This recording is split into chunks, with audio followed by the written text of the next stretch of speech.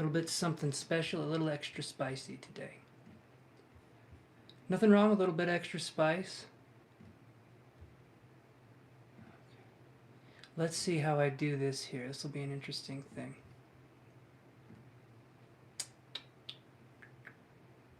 Okay. This is the one part I can't set up until I'm live. Otherwise, I would do it. Okay, so here we go.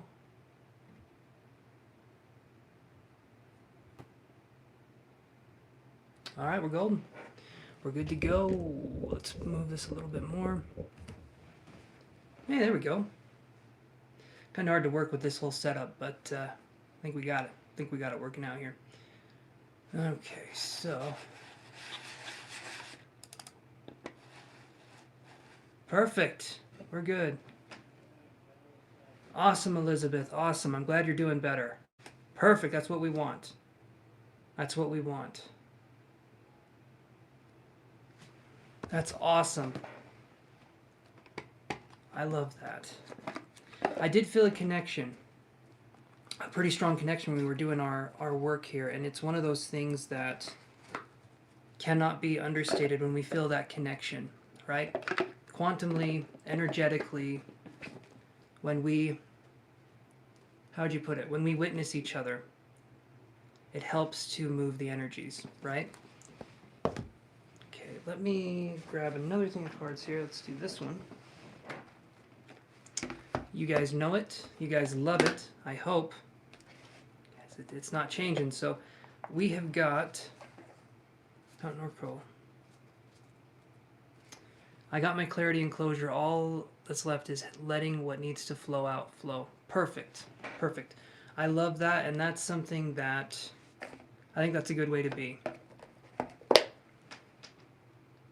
Yes, there is. Hope, trials, the whole deal.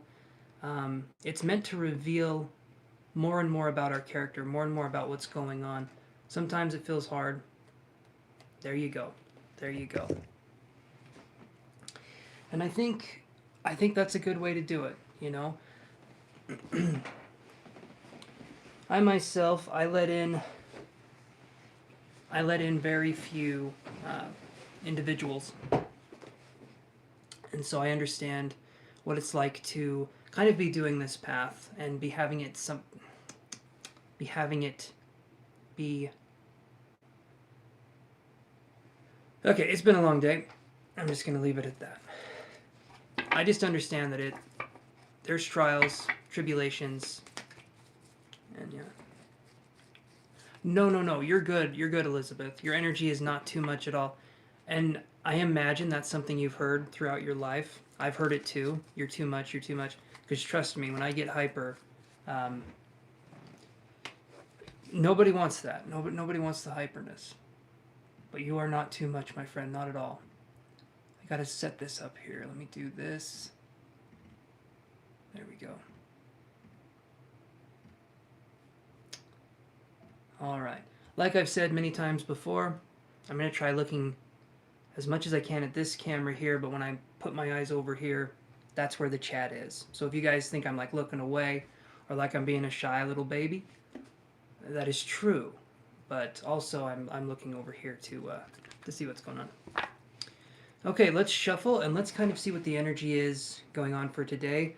We've done a live a little bit earlier, and now we're going to do one a little bit later.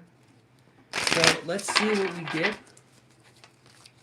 with a nice little shuffle here. So what do we need to know moving into today and tomorrow? Dearest sweet cards, what do we need to know? And we're going to see here. Boom. There we go. Let's do this again. Boom. Ah. We had some cards pop out. Everyone knows what that means. Look under your seat. You want a car. Right? I wish I could do that. I really do. Okay. See what we got here. Boom, boom, boom. All right. We are going to see what 1,000 milligrams of caffeine does to a person. So you guys watch me throughout the night. You'll slowly watch me become unhinged. That'll be fun for everybody. So let's do this one, this one, this one. Perfect. Okay, so here's what we got here. So we have the garden and the gate. Hey Amber, how you doing? The garden and the gate right here. Okay. Then we have the 9 of coins in reverse. What could this be meaning? Let's go into this. So garden and the gate and the 9 of coins in reverse, looking to start something new, looking to start something over. And in this case, normally I can say it can be health, it can be wealth. In this case though, I'm feeling it's more wealth based. Okay. No caffeine for you. Well, I've had... the thing about having an espresso machine is that you do a lot of shots. Maybe too many. Maybe too many. But, so we have the garden and the gate. Okay. And when I look at this card, it's someone looking out to possibly greener pastures. Right? It's someone looking towards the other side. They're in this beautiful garden. There's all these things going on. There's all these things growing.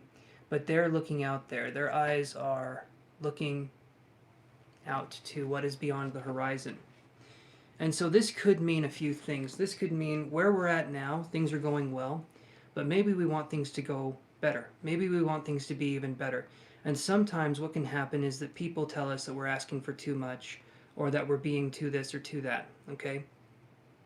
But for us to follow our dreams and for us to be in this state of flow, this state of letting things happen for us, it's important to not try to control that too much. Like, let things flow, let things happen is basically what I'm saying. We have 9 of coins in reverse here, okay? And before I go on with this, guys, like, subscribe if you haven't already, and tickle that damn bell icon until it giggles, okay? Give that bell icon a tickle. And so 9 of coins in reverse. So 9 of coins upright is financial independence. That's how I read it. When we're talking about 9 of coins in reverse, though, it can be a card of wanting to stand on our own 2 feet, not necessarily knowing how to do so, but we're still going to try anyway. I feel like we're going to be asking for more out of life, and because we're asking for more out of life, things will be coming to us quicker. Things will be coming to us in a way where it doesn't feel like we have to try as hard. Things are just kind of flowing better. And when we're in that flow state, it keeps flowing. For instance, if you guys have ever had a bad day, right? If you guys have ever had a bad day, you wake up, and hopefully you wake up. But if you've had a bad day, it's like you wake up, you stub your toe first thing in the morning, then the thing that happens to me that pisses me off more than anything is having the doorknob catch on my clothes. I don't know why it enrages me, but for a second, I lose my shit. But it's like when you're having a bad day, things can sometimes get worse and worse. But then when you're having a good day, it's like nothing can stop it, you know? There's these kinds of things that are going on, and I feel like we're heading towards more brighter days coming into this. Okay, so let's see what else we have here. So we have this one here. Man holding a heart. Don't know where I can fit in here. I feel like the card's interrupting me, but it's kind of important. Man holding a heart, and then we get the Sun card here. Okay, so this can be, to me, this can be illumination of the masculine. Okay, what does that mean? What would the illumination of the masculine be? Confounded doorknobs, absolutely. To hell with all of them. I don't need that shit in my life. You gotta go. You gotta go. Just trapdoors for me and some goblin food in my corner. I am good. Some goblin chow. I'm ready. So the sun is illuminating the masculine, okay? What does that mean if the sun is illuminating the masculine? It means that there can be shadows that are cast, possibly on the feminine as well. So this could mean that we need to be more forward thinking and we need to be more progressive in the steps that we're taking. Instead of waiting for things to come to us, and I know I said I was talking about flow, but when we're talking about flow, there's an ebb and there's a flow. There's times where we shouldn't have to try as hard to have things happen. And then there's times where we need to let things happen. We need to let things happen and we need to go after it. we need to do that. Okay, thank you, Amber. I'm going to write you down here on my list. I don't know if you've been naughty or nice. There's this Santa Claus guy. Apparently he's got the details on everybody. I'm going to be asking him what's up here in a minute, so let's see here. Hold on. This is where I feel like an old man. An older man, I should say. Let's do this here. Okay. Thank you, Amber. You're first on the list here. So let me move this down. And do that. Okay. So, illuminating the masculine, going after what we want. No longer are we going to be waiting for things to happen. Let's go after what we want. Okay? You're very nice. Very nice. And I think you're on the nice list. The nice list. There we go. I think you're on there. Hopefully I am too, but we're not for sure on that. So we have rest and rejuvenation here in reverse, which to me would be trials and tribulation, if we were talking about that. Page of Swords in reverse as well. The Page of Swords is kind of this... Page of Swords is an extreme way of thinking when it's upright. So we could be dealing with someone... Okay, let me rephrase this. Page of Swords in reverse. Maybe we feel like we don't need training. Maybe we feel like we don't need the practice. Maybe we feel like we don't have to be necessarily knowing what's going on in order for life to happen, which can be good. We don't need to know everything, but if there is some way that we can improve ourselves, what's the harm in that, right? A lot of us get caught in the ego trap of thinking like, I don't need to go back and learn the basics. What's really great about me, I constantly forget a lot of things. And so I've had to relearn the basics of a lot of things in my life many, many times. And I would say it would make me better at what I do, but being constantly forgetful, it's not as bad as it sounds. What am I doing? I'm just kidding. Okay, so Page of Swords in reverse with rest and rejuvenation. We need to focus on new ways of thinking, new ways of being, but we also need to allow ourselves time to actually relax a little bit. There can be this get up and go kind of energy, and I'll tell you right here, when your get up and go, let's see, how does it go? Anyway, I can't remember. But when your get up and go is gone, then we get burnt out. We have that kind of thing going on. So we need to do something that kind of balances things out. I try to not be too much into anything, but that's not always the case. That's not something I can do. But when we're too involved into certain projects, it makes it very difficult for us to unwind and relax. For instance, from this job here that I'm doing, a lot of times after I turn the camera off and I scream as loud as I can for 2 or 3 minutes, I have this moment, right, where, and I'm just kidding, I don't do that, but I have these moments where I need to calm myself down. I have to calm myself down because I will bring a level of energy back into my life, back into my private life, that is kind of interesting. It's a very, very kind of manic, almost kind of energy. And so it's important to cleanse ourselves. It's important to realize the effects we have on each other. But it's just important to relax. It's important to do that kind of stuff. So that's what I'm seeing moving into this the next couple of days, is that we're going to be looking at focusing on moving into the divine masculine. Okay? The divine masculine being taking action. All right? The way I describe divine masculine and divine feminine is I talk about the spider building the web. Okay? The action that the spider takes when it's building its web and it's making it, that's the divine masculine. The way that the spider passively waits until something steps into its web, that's the divine feminine. The spider doesn't have to do anything once the web is built. It knows that the universe is going to give it food in some way. And so that's kind of the energy we need to bring. We need to learn how to master the ebb and flow, when to try and when to pull back. Okay? Because otherwise, we've talked about this before many times. When you force a fart, you shit your pants. And that does not, it's not how I want to live anymore, but that's kind of what we're talking about here. So I'm going to do one more here.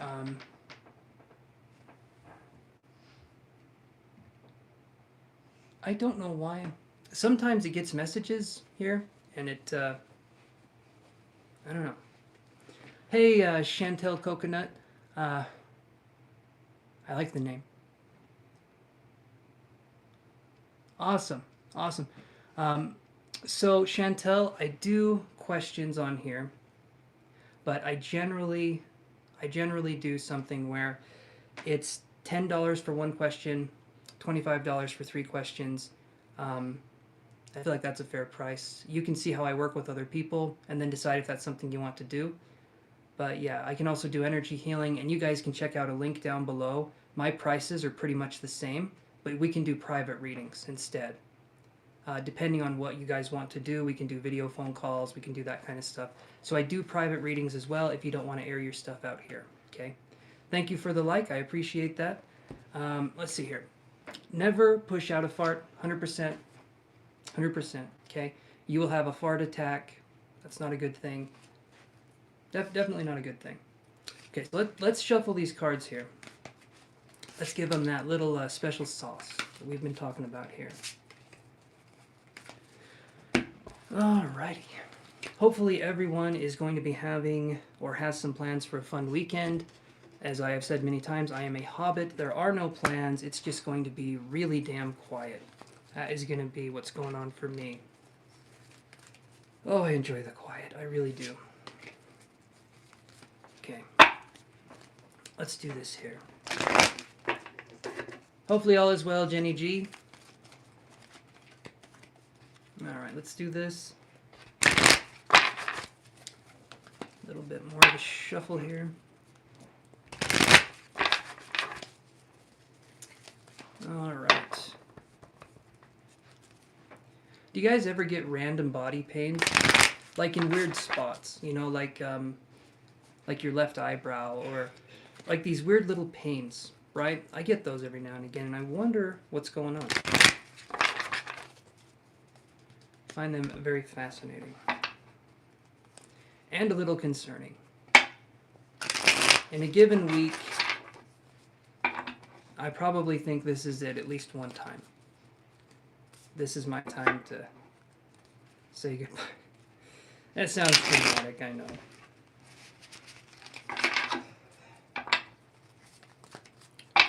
Okay, let's do this here. Let's do two more shuffles here, okay?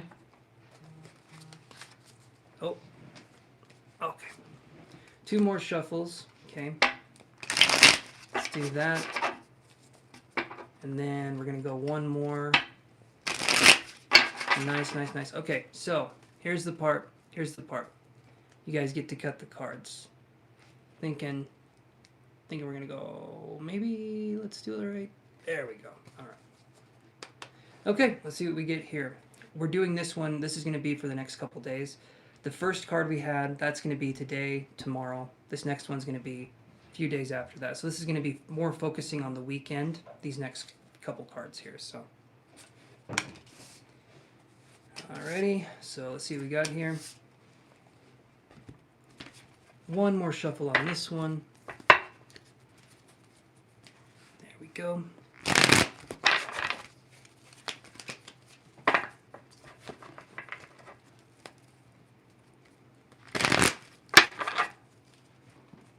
And if you guys are wanting to do a question, I would recommend, I mean, you guys can go through Super Chat if that's what you feel like doing, just because that helps. That would help me out. I'm really close to hitting my payout threshold on Super Chat. And so if you guys want to do questions off of there, that would be helpful too. Okay. All right, so we have, this is going to be for the weekend energy. We have Page of Coins. Okay. We have Wheel of Fortune in reverse. Then we have 10 of Swords in reverse. Okay. Now, as we're looking at this, we have got Page of Coins. Okay, Page of Coins is kind of the apprenticeship of coins. In fact, lately when I'm doing these readings for you guys, I don't know what the energy is that's coming in. Maybe it's focusing on new year, new me, right? That seems to be a thing people do. We make resolutions and then we ignore them. I can't wait to do that this year. That's going to be fun. But this is going to be something where we could be starting a new business venture, okay? That's something that I feel like can absolutely be going on here. And, hold on. Sorry, guys. Okay. So when we're talking about a new business venture, this could be something that we're just starting. I'm feeling like we could be starting something with a new person, or we could just basically be stepping into business for ourselves, doing some entrepreneurial-ship things. And you guys should be proud of me because I said that. I'm not going to try and say it again. That word is hard for me for some reason. Now underneath page of coins in reverse, or upright, we have hostilities in reverse. So this could be, this right here could be a situation where we're stepping out, we're stopping, okay, we are moving away from what other people think of us and focusing more on how we want to be. I've been doing that lately. It feels very freeing. People need to get out of my way. I shove them. And so that's kind of what we do. But no, hostilities, this is you focusing on your own power. This is you focusing on yourself. When this is in reverse, it's you allowing yourself to be expressive. And even if you're going to catch flack for it, because some people don't like you being expressive, it doesn't matter. You're still going to do it anyway. So this right here is really good. So the weekend, we could have people pushing back. We could have people saying, oh, don't be that way. Don't be this way. And if you're like me, just get really stubborn. Just get really stubborn and say, no, I'm going to be this way even more. I wasn't even planning on being as bad as I was before, but I'm you know what I'm saying. Don't let other people tell you what to do. Okay, if you're not hurting anybody and you're not hurting yourself, keep going after what you're going after. All right. Wheel of Fortune in reverse and attachment right here. Wheel of Fortune in reverse. Okay, Wheel of Fortune is progressing, right? Yes, you came back to see some solid advice from Jenny G. And that's solid advice. That's hopefully not too solid though. Hopefully it's still a fart, but that's kind of what we're talking about here. So, Wheel of Fortune in reverse with attachment. Okay, what does that mean? So that means that we are not progressing. Progress can actually be, it can be what we would consider good or bad, right? But that's progress. As long as there's movement in some direction, progress is being made. At least that's my opinion on this. When there's attachment, though, we're getting attached to a certain outcome. That's why we feel stuck. Oh yeah, the dad jokes. I have an unlimited amount. I'm pretty sure my spirit guides kind of keep putting them in anyway, yeah, I've got a lot of them. But with attachment, we're attaching ourselves to an outcome. And that, to me, is something, it's hard for us to not attach ourselves to an outcome for something, but it's something that needs to be done. We have to do the necessary work to be unattached in certain situations, because what happens is when we attach ourselves to a certain outcome, is that if the thing doesn't happen that we want to happen, we can really be upset. We can really be upset about it. And it's not about not having goals. It's not about not going after what we want in life, but it's about letting things happen the way they're going to happen and not beating ourselves up too much if it goes wrong, and not congratulating ourselves too much if it goes right. It's just allowing things to happen, okay? I can give you guys the parable of the farmer again. You guys probably don't want to hear that. It's one of my favorite things. It's one of my favorite things when I think about good and bad and what that means. That story helps me a ton. Again, you guys let me know if you want to hear it, because I can read it to you. It's not too long of a story, but so we have 10 of Swords in reverse, okay? And you can look at this, okay? And then we have Door to Spirit in reverse. 10 of Swords in reverse and Door to Spirit in reverse is we're not... This, to me, this is kind of a... You would call it like the crest of the wave energy, where we're looking at a lot that's going to be happening. We're looking at a lot that's going to be happening, especially, I'm feeling like this is going to be coming up from January. The theme that we're going to be going into is going to be self-change and self-love and respect for the self. So I feel like the change that we're going to be talking about is going to be primarily just that. It's going to be coming into a mutual agreement with the higher self to allow ourselves to succeed where maybe we were holding ourselves back before because of fear of judgment, fear of people not understanding us. And now we're entering a place where we can say, you know what, even if someone doesn't understand me the way I would want to be understood, I can still do my stuff. I can still do what needs to be done. So, Ten of Swords in reverse, Door to Spirit in reverse, we need to overcome the obstacles that are in our lives, whatever that happens to be, okay? If we're focused on the fact that we're resilient and we're strong, we're going to get through whatever comes at us. But a lot of us tend to get into these situations and we victimize ourselves. And we say it's not possible, it's not something I can do, it's too big of a thing for me to accomplish. And if we look at something as this huge insurmountable mountain, yeah, it's going to be too big for us to do. But if we take that mountain and we look at it as several smaller rocks, all of a sudden climbing up the mountain doesn't seem as daunting, right? I think you guys know what I'm trying to say. Take it step by step. Instead of looking at it and being like, I have to do all that, instead take each step, and when you're in the present moment and you keep taking steps and moving forward, eventually you get to the top of the mountain, okay? When we're focused on the past, we're not focused on the present. Same when we're focused on the future. Again, we're not focused on the present, and the only moment we have is here and now. Okay. So, that is my TED Talk. Thank you guys for coming. And, yeah. So, let's do this here. Let's move some stuff over. And Amber, are you still there?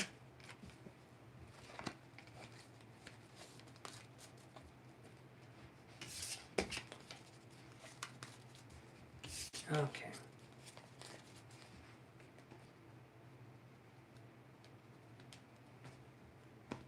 And you guys hold tight for a second. I'm gonna go grab me a water really quick.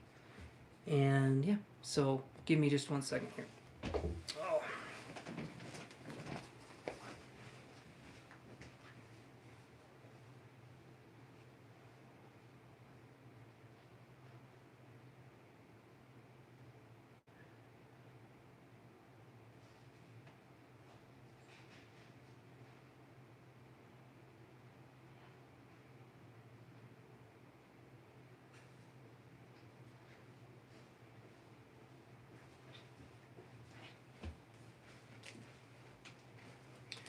All right, Amber, awesome. So would you want to ask your question?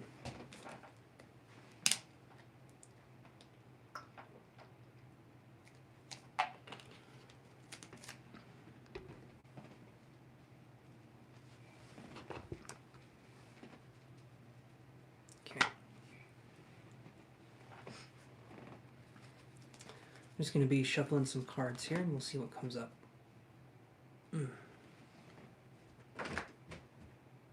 Nope, buddy. Yeah, my cat tried to jump up and he didn't quite make it. Pray for little Yoshi here. He's having a difficult time. Okay, I want an energy update on Lewis. How does he feel towards me? He recently popped up in my dream. Okay. Now, if I can remember right, Amber, there's two Lewises, both spelled the same. Either that or they both have the same initials, right? And one of them has passed. If I'm not wrong. I can't remember for sure. But let's look at an energy update for me. And if I'm completely off the mark with that, whoops. But I'm okay with that too.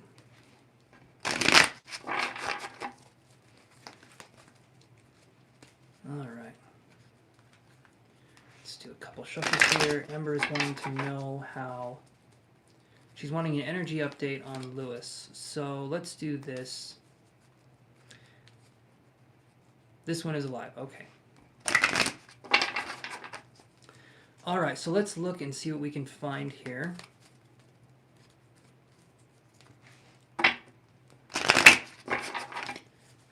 Okay.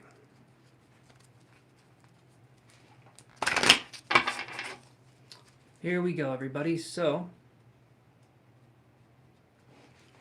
let's do this. Let's do 3 cards, okay? I'm going to do one. I'm going to do 3 cards. First card is going to be how are they feeling? Let's say, how are they feeling physically? Okay.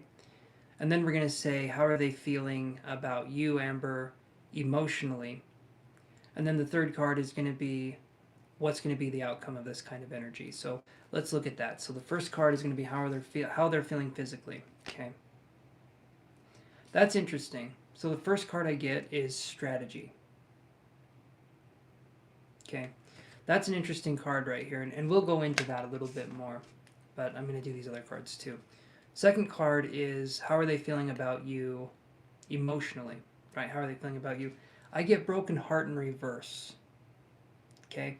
Which to me, when I see, I can read these physically and emotionally, but I can also read these sequentially, and I feel like strategy with broken heart in reverse, I feel like there could be something, maybe this person might want to reach out, but I feel like we've talked about this person before, and this person was someone who didn't really understand you the way you wanted to be understood, or didn't appreciate you, if I can remember right.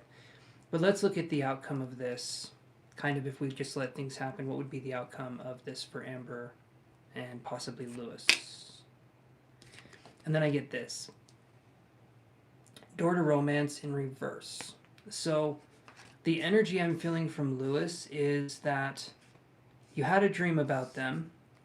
Maybe it was, how do you put this? So depending on the dream and the contents of the dream and how you feel, right? That's going to be a huge determining factor. So when we're talking about dreams, if we're having a dream and there's parts of it that seem to be more conscious than our dreams usually are, or they seem to be more vivid, there seems to be something there that can denote a psychic connection in the dreams. But I'm feeling like with this Lewis person, that how they would appear necessarily in the dream versus how they really are, I feel like maybe that could be something that was difficult for you to okay, having a brain fart here, hold on. I feel like that when we're talking about this connection with Lewis, that when it comes to the dream that you had, I feel like possibly in the dream there can be more sincerity. There can be more like letting the guard down, understanding that, okay, okay. In my dream he was homeless and trying to talk to me. So that's interesting. That's an interesting thing. So I'm wondering, okay. So you said he was homeless and trying to talk to you. Okay.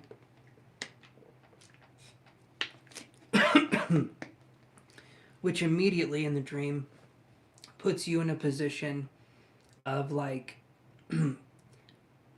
did you feel in the dream, did you feel like you were responsible for him being homeless, or was it just kind of something that happened? Because depending on how we dream and the emotions that are attached, that can be a huge kind of telltale sign on what's going on.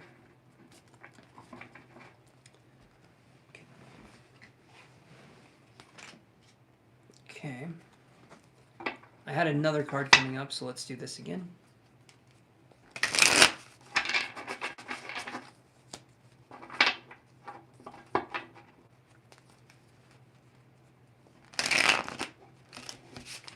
Okay, here we go.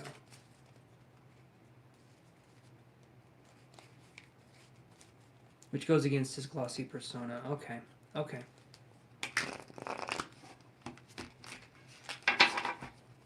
Let's do one more shuffle here.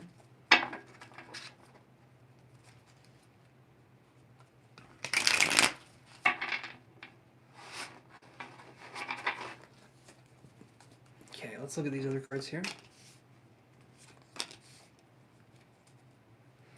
So, broken heart in reverse. Okay, 5 of Cups in reverse right here.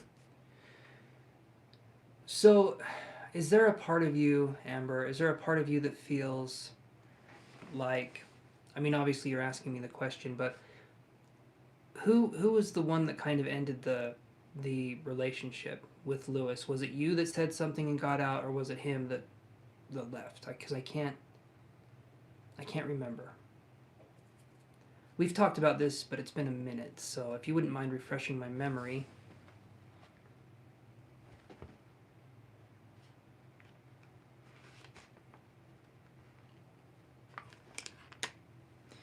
I'm feeling primarily in the waking world that Lewis is more. I don't feel like they would be the kind of person that would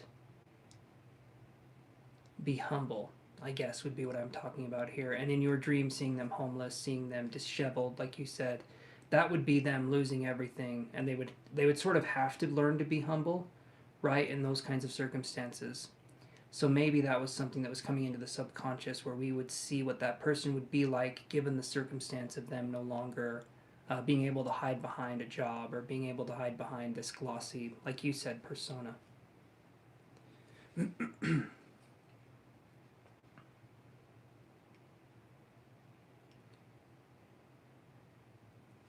Okay. He always cuts me off. We never had anything happen. I expressed interest, and he was always unkind to me. Okay. So now I remember. I remember that. Okay. So then, here's what I'm feeling when I'm seeing these cards. I'm feeling like there was a bit of a. It's a bit of a psychic dream, a bit of a psychic link, some of a subconscious link as well.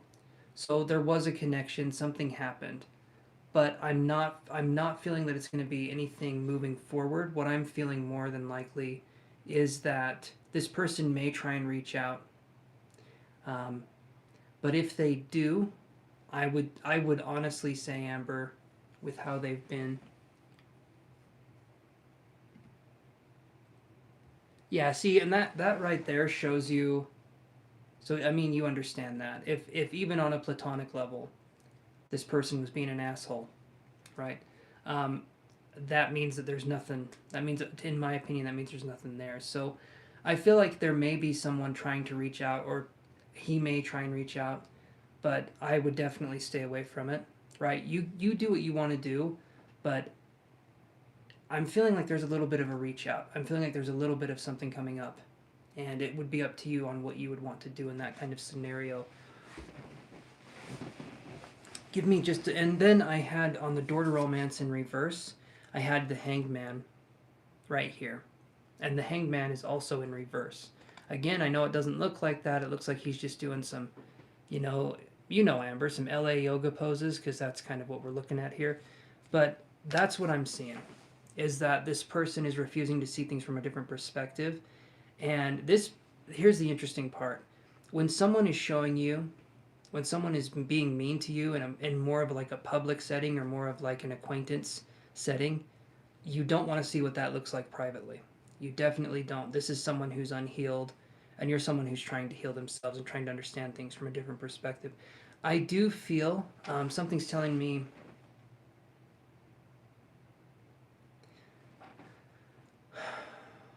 there could be, and it may not be him. It may not necessarily be him, but he could represent someone else possibly trying to reach out to you in the next 2 or 3 weeks, I would say. And I would honestly say, really depending on who it is, really think if you want to let that person back in, because it feels like there's going to be some sort of reach for your energy coming up in the next 2 or 3 weeks. And you get to decide how far that goes. Okay, and we've talked about some gray rocking stuff, where if we are dealing with people that could possibly be narcissistic, we're very neutral with them. We don't give them a lot of insight into our life, because all they're going to do is judge us anyway. And so that's what I'm feeling here.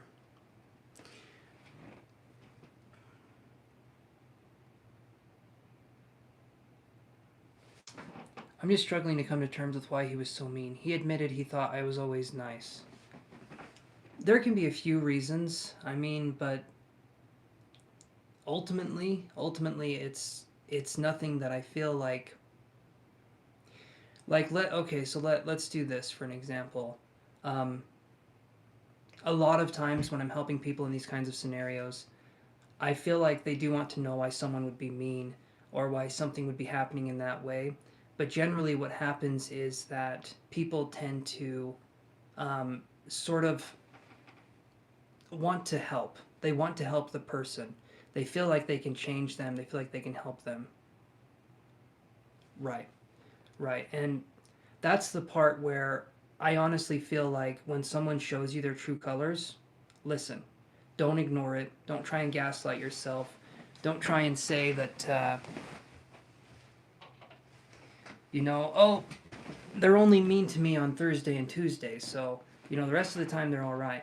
Um, no, I feel like in this situation here, that even if you understood where this person was hurting, where this person was coming from, it sounds like to me, Amber, you've been through a lot as well, and you wouldn't be that way, right? It depends on the maturity of the person. It depends on how much the person has been through and how much they've been able to process. And so if this person is being mean, they haven't processed a lot. Right now, the actual connection that I'm seeing here,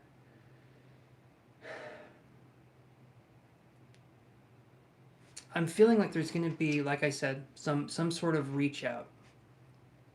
But when I get door to romance in reverse, um, I'm not seeing it being a connection of a romantic kind of thing with him. I do feel there's going to be someone coming towards you that would be from the past that might be a romantic connection. But with this person, it seems to be more like I get like acquaintances some of the time. That's kind of the energy I get from this person. It's like you get to come into their world when they want you to come into their world, and it feels pretty staunch, and they feel pretty emotionally closed off most of the time, and so I'm not feeling a connection with this person. Um, it's not feeling like there's anything that I would call like a romantic connection or a positive connection. I feel like this person would continue to be someone who would bring about trauma triggers and that kind of thing. That's what I'm feeling from this Lewis person. Not a nice energy. I feel like I want to shrink down. I feel like I want to shrink down when this person is around me because there's this kind of, maybe there's a glare, maybe there's a way this person looks, but it's like I feel intimidated almost because this energy feels very stifling. And so that's the kind of feeling that I'm getting. But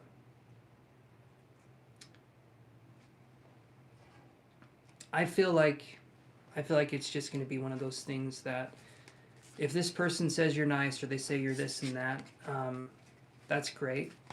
But if this person isn't being nice to you, that's on them.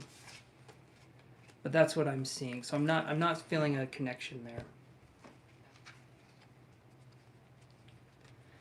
It honestly, if I could look at this connection and see it that way, yeah, I could see that there could be something where we're using or something along those lines.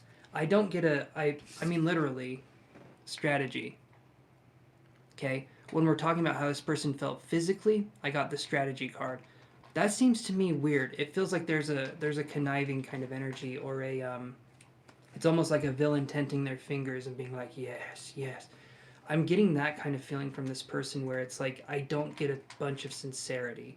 Instead, I get something that passes off as slightly being. I feel this person wears a mask where they can be slightly more human, but there's something deeper and darker about this person that I'm not vibing with.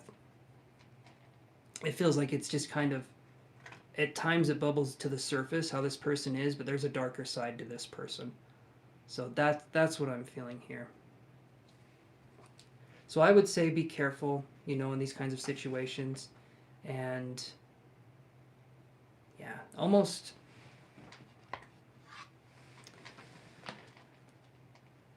like a weasel like energy, I guess would be how I would describe it.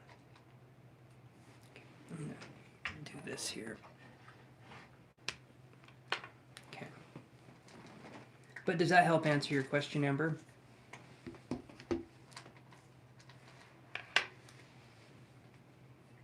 I'm just getting my note taking app ready here, just in case.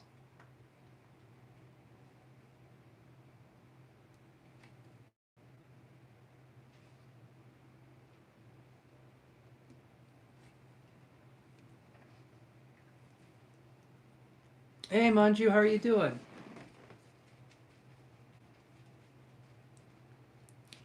Hopefully, I'm looking like yeah, I lost 30, it's about 32, 33 pounds in 2 months, and so that's why I look a little more uh,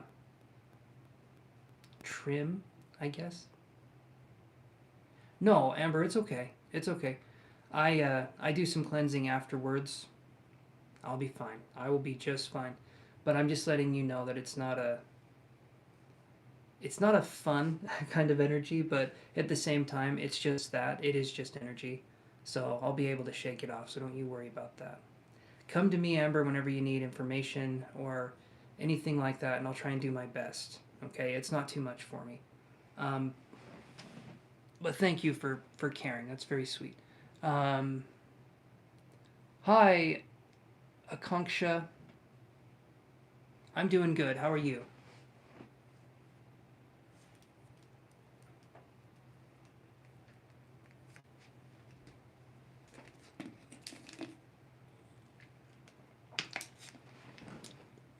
Hey, Lala D33.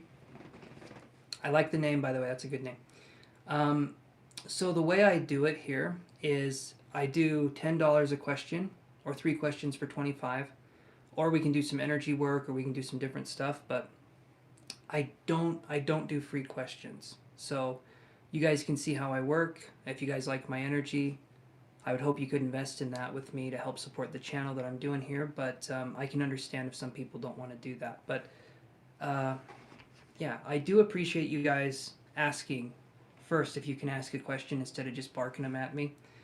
That's always nice. That to me shows respect, and I appreciate that very much. I'm going to shuffle some cards here though, and let's just sort of look at some general energies here. Okay. Let's do this. Shuffle it up a little bit here. A little bit more of a shuffle, a little bit more. We're using the Energy Oracle cards on this shuffle. If you guys have been to the channel before, thank you guys for tuning in. But if not, like and subscribe and give the little bell icon down there a little tickle. Make it giggle, okay, everyone? So when I'm live, you can see what's going on. But these are the cards I'm going to be using. These are the Energy Oracle cards. And they're some of my favorites. Honestly, they're big, they're nice to look at, they're pretty vibrant cards, and I like the symbols on them. So let's look at some upcoming energies here for the next... Let's do next week. What's going to be the theme for next week's energy? Moving into next week. At any point, if you guys want to do your reading and have it be more personal, let me know and we'll jump right to that. You guys would be... Well, the next one's up. The next one's in line. Whoever pays first. So let's see what we got here. All right.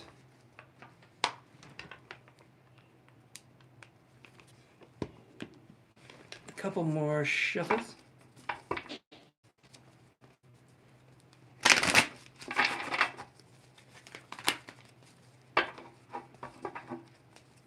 Okay.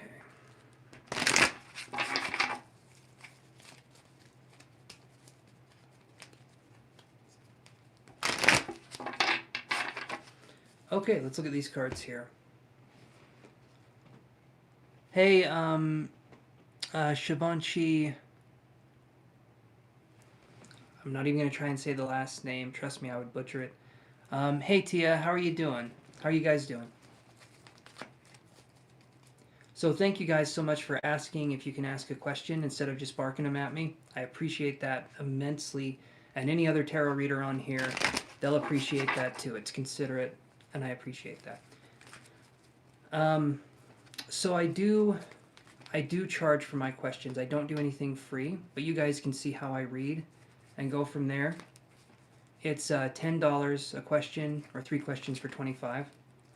But you guys can tell me if that's something you want to do moving forward. But let's look at the general energies that we got going on for next week and see what we can do.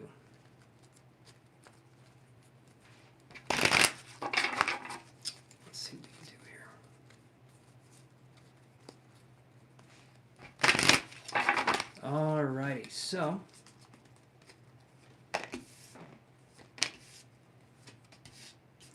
right, here's what we got for next week. We've got Healer of the Ages in reverse right here. Then we've got Yin Yang. And then we've got, again, this one right here, the Garden in the Gate. These cards keep coming, or Garden in the Gate keeps coming up. Healer of the Ages is a rare card to come up in this deck. It does not come up that much. So when I see Healer of the Ages in reverse, and then I see the Yin Yang card, okay, next week is going to be a week of incorporating dualistic concepts, okay? I believe life is on a spectrum. I don't believe life is all good, all bad. I don't believe in any of that. I believe there's a spectrum to everything, and everything falls in that. Again, nothing is all good, nothing is all bad. When I see the Healer of the Ages in reverse, though, this to me, I'm almost seeing it like we're going out in the world and we're trying to do our best, and maybe we notice there's a part of ourselves that is not healed, right? Maybe someone says something, maybe we react in a way that isn't normally like us. Maybe something is triggered in us and we see the areas that we need to focus on to help ourselves understand ourselves better, okay? And then we have the Yin Yang card. Like I said, hold on 1 second, guys. 1 second, hold on. I'm coming right back.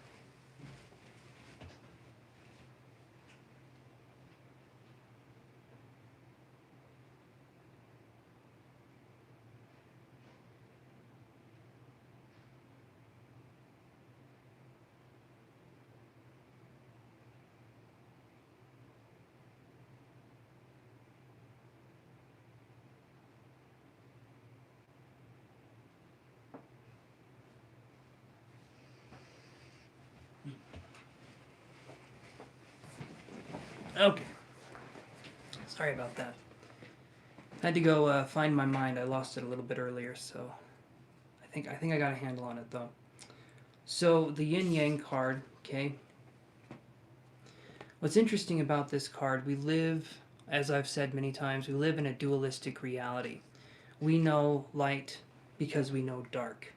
We know warm because we know cold. We know the sun because we know the moon. There's these kind of contrasting energies, this dualistic kind of energy. And that's how we learn, by comparison to other things that we've also learned. And that's literally the amalgamation of human identity is through contrast. And so when we're talking about the yin yang, we're talking about unity consciousness. And when we see the Healer of the Ages in reverse, this is something where we're going to be focusing on unifying ourselves in some way, shape, or form.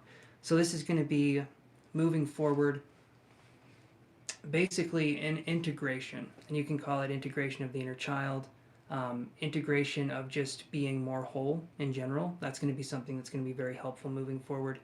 But that's the kind of energy that we're going to have next week.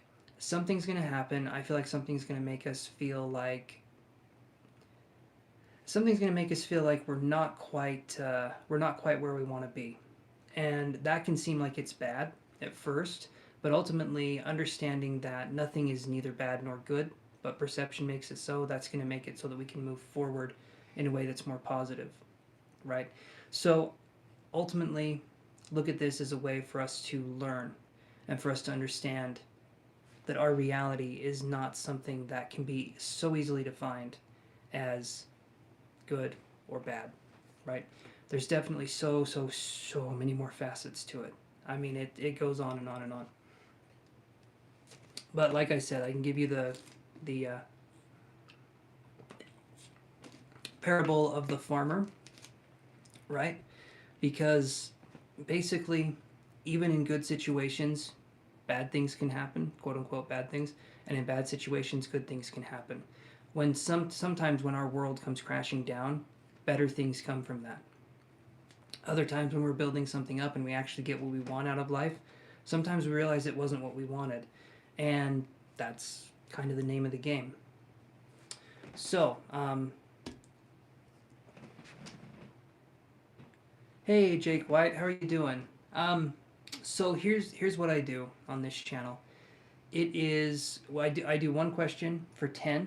If that's something you guys feel like you want to do, we can do a general.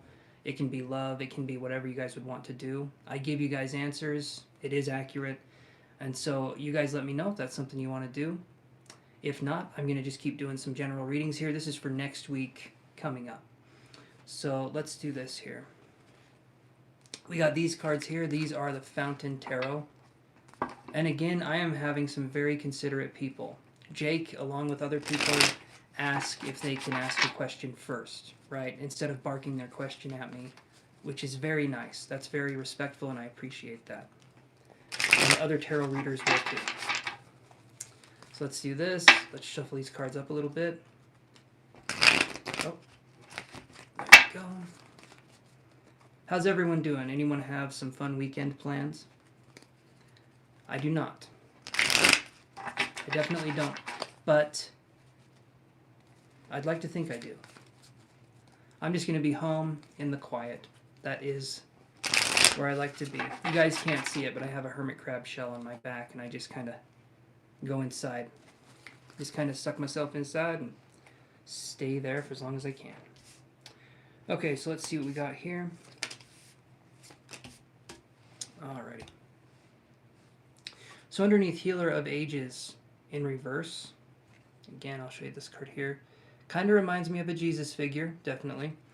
But then we have Eight of Cups in reverse. Okay.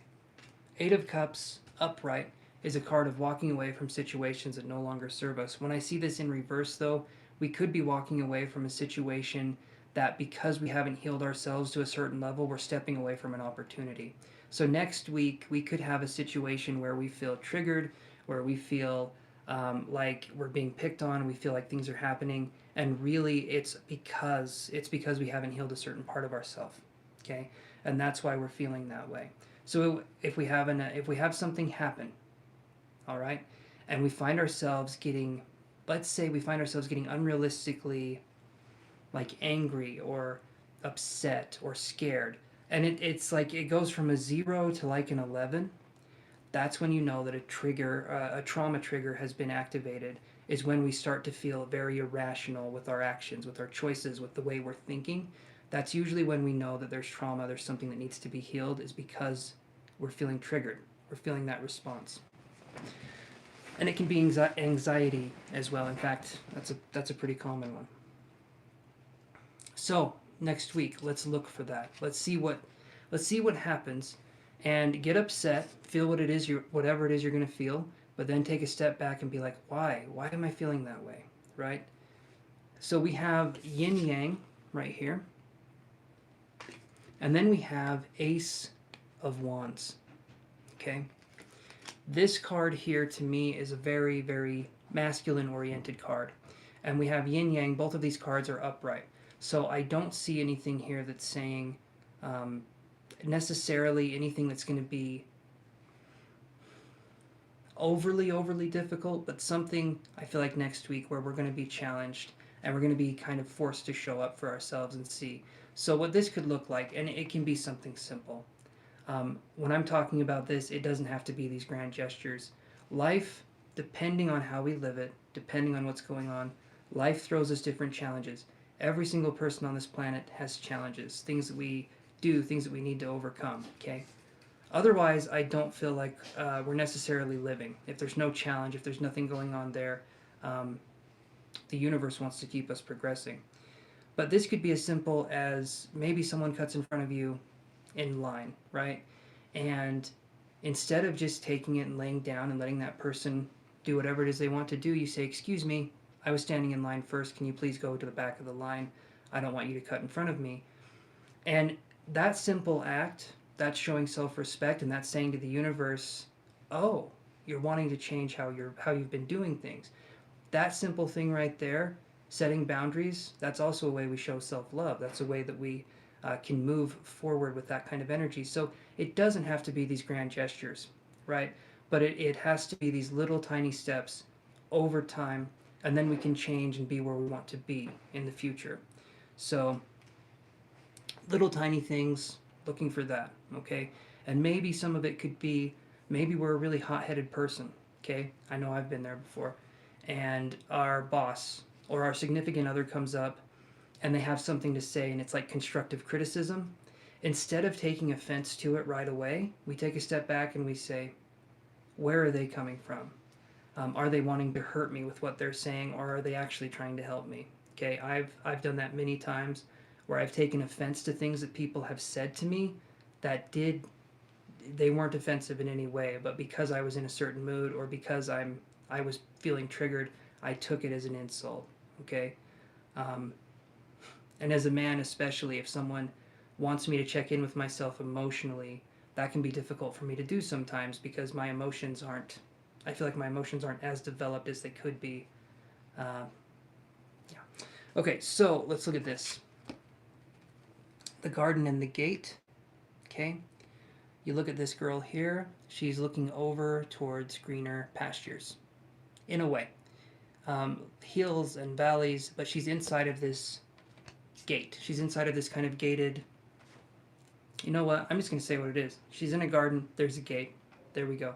But she's looking at what's on the other side. Okay? No matter where we're at, no matter what we're doing, if we don't have perspective of what it's like to not have what we have, we tend to want other things. And we tend to not appreciate the things that we have because we don't know what it's like to not have it. We don't know what it's like to go out there. But we have this, and then we have the King of Swords. Okay? And with this card here, the King of Swords, I see, well, we see ourselves right here. We see a very bald man. Okay? With the King of Swords, it's a card of intellectual analyzing, but we're not analyzing too much. The King in this instance represents a mature kind of energy when it comes to focusing on tasks at hand, not being overly analytical, but just being analytical. Thank you for the like. I appreciate that. And also, you guys, subscribe if you guys wouldn't mind helping to support the channel that way. I would appreciate it. Yeah.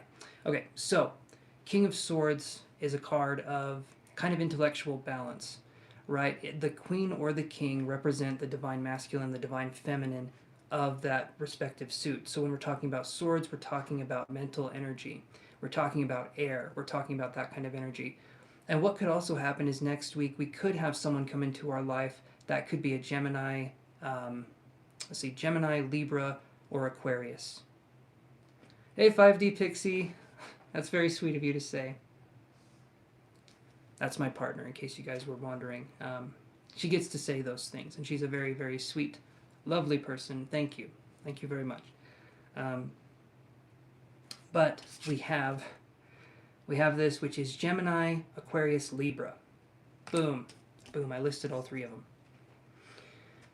And also, as I'm focusing on this energy, I'm feeling like there's going to be something that feels more electric. There's going to be that kind of energy that feels more electric. It feels more inspired and powerful. So there could be someone that comes into our life that can give us that kind of guidance. Maybe someone who's more stable that we can talk to.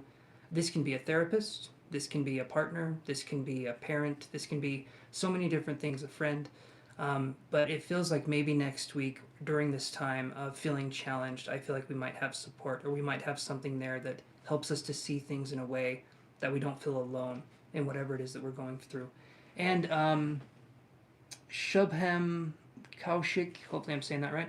I don't do free questions. It's $10 a question, or I $10 a question general, or for specific questions. If you guys like my style, we can definitely move forward with that. But yeah.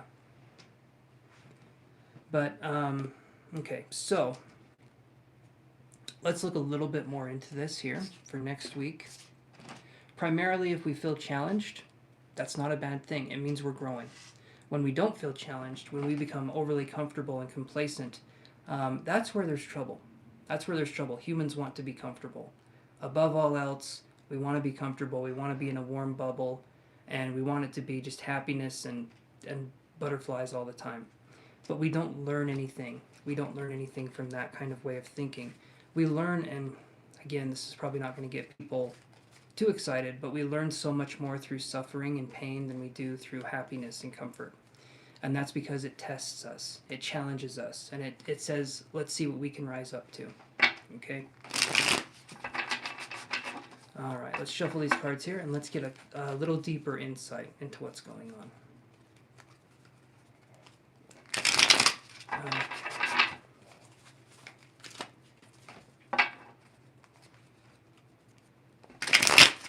And if you guys did like and subscribe, which I would definitely appreciate, also remember to tickle the bell icon down below so you guys can know every time that I'm live, and we can have a little bit of fun together.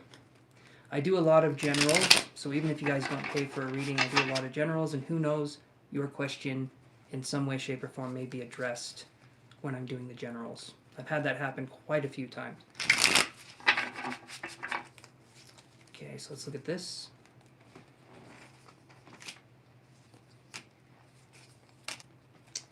Okay, so underneath, on the Healer of Ages in reverse, and then the Eight of Cups in reverse, we have Four of Swords. Now, when I look at this card, I'm seeing someone who is resting, they're relaxed, they're comfortable. The Four of Swords is kind of like we're getting ready. I feel like we're storing up energy to accomplish something. So this can be kind of a bigger thing.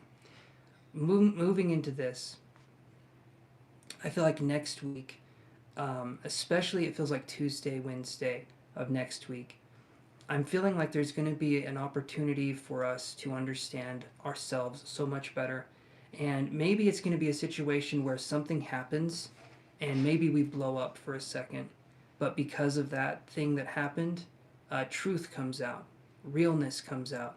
And I'll tell you right now, when realness starts showing itself, at first it can seem ugly. It can seem like, Sigourney Weaver giving birth to the alien kind of concept at first. It can seem kind of nasty and ugly. But then it turns into something much bigger and much better because it's us as our real selves. And it kind of snaps us out of this trance because some of us go into autopilot. Okay, I don't know if you guys do that. I have. We go into autopilot. We become disassociated with the world. And it's because nothing is contacting the true self. Nothing's contacting that inner soul that we talk about on the channel. And if nothing is stimulating that, then we lose our sense of realness. We lose our sense of reality in the world. And that makes it so we become disinterested, right? Because it feels like no one's reaching out to us to understand us on a deeper level.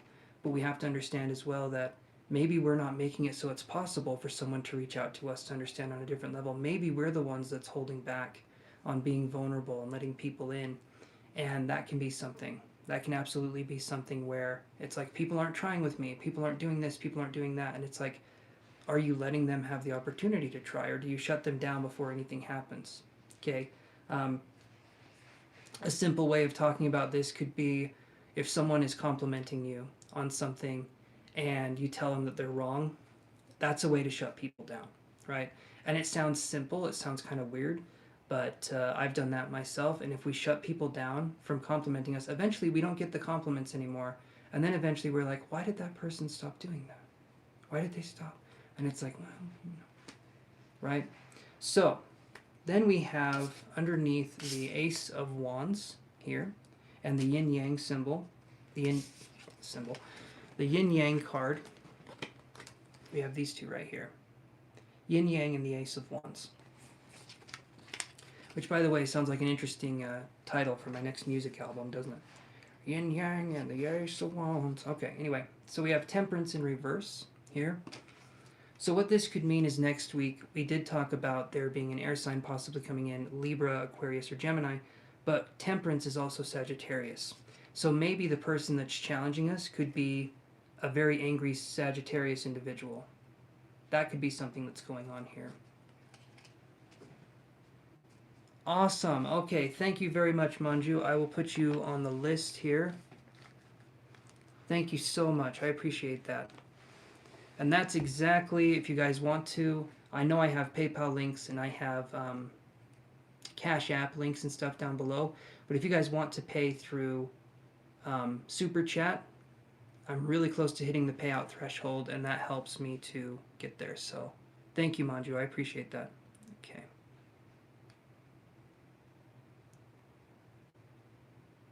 Awesome.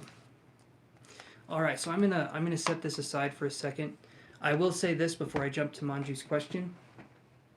Be aware if there is a Sagittarius individual that comes and they're pressing our buttons.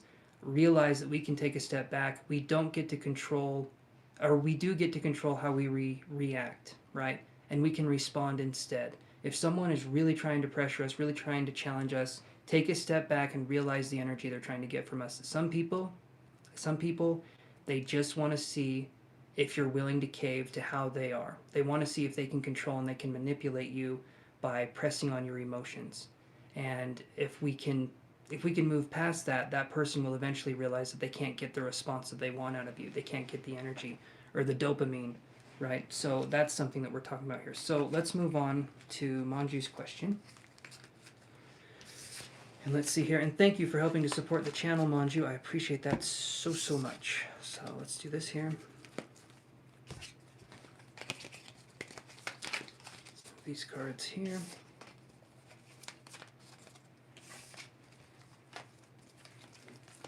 One or two more super chat questions and I am set on hitting the payment threshold, so I do appreciate that you did that, Manju. Please like and subscribe, guys. Again, I appreciate that too.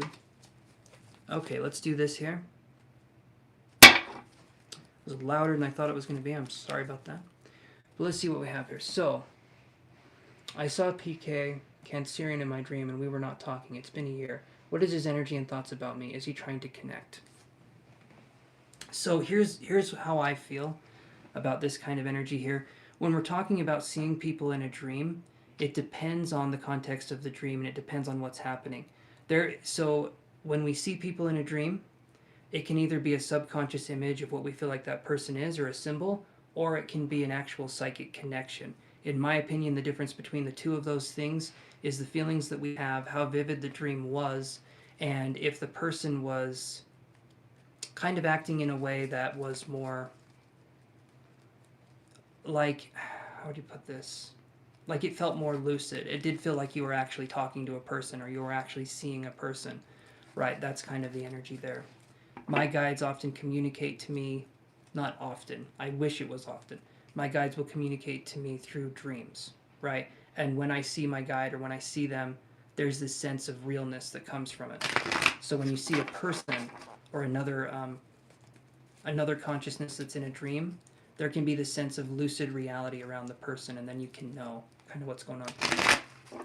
So let's see here. Let's do some cards here, Manju. Okay, so I saw PK Cancerian in my dream, and we are not. Let's see, it's been a year. What is his energy and thoughts about me? Is he trying to connect? So let's look at that. Let's see what the energy and thoughts are about you, and if he's trying to connect. Let's see what we got here.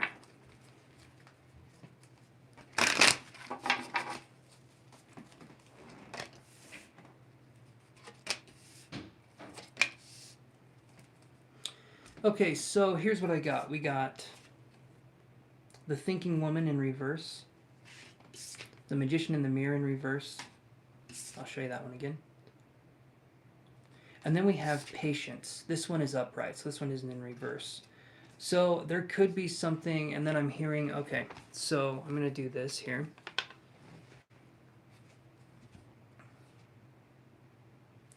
All right, so sorry about that, you guys.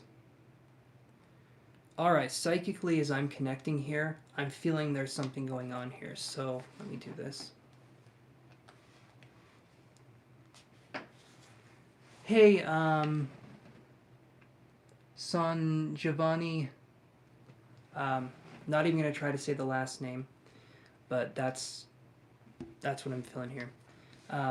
So I do ask for $10 for a question, general or private, or general or whatever, in that way, and you can actually book a private reading with me down below, where we can talk, depending on what reading you guys get, we can actually talk to each other and do that. And so that's what I'm seeing there. You said you just paid and asked to quit. Yes, you did. You did, Manju. But that's what I do. So if you guys want to do that. Oh, you did it on PayPal. Wait. Hold on. Let me look here.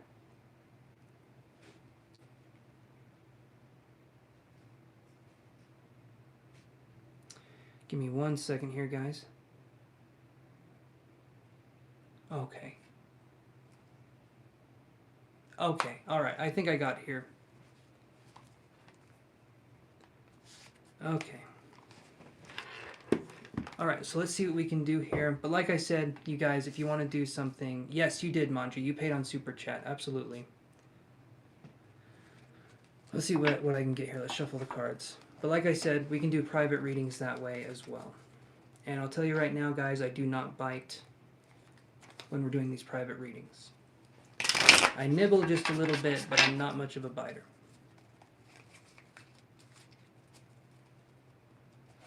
Wait a minute. Hold on a second here. Okay, Amber, did you just...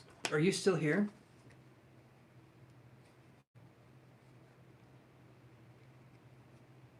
Hey, again, San Giovanni, I don't do free questions, so I will ask that you don't ask if you can ask your question again. If you want to pay for a question, we can do that. I don't do free questions though, so please don't ask anymore unless payment's been made. Okay, so let me see here. 1 second.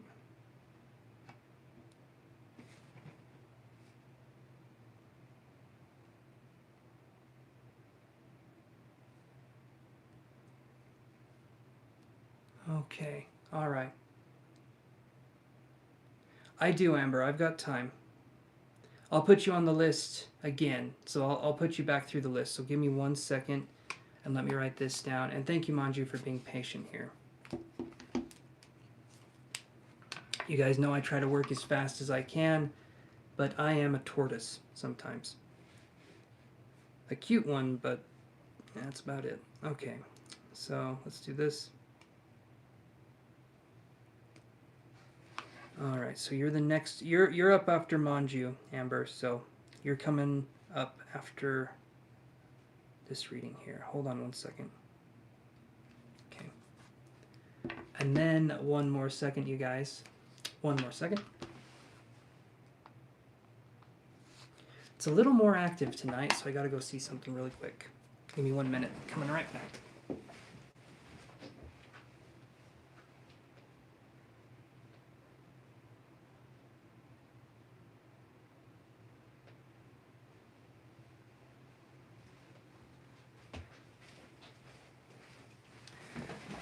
Okay, I'm back. And thank you guys for...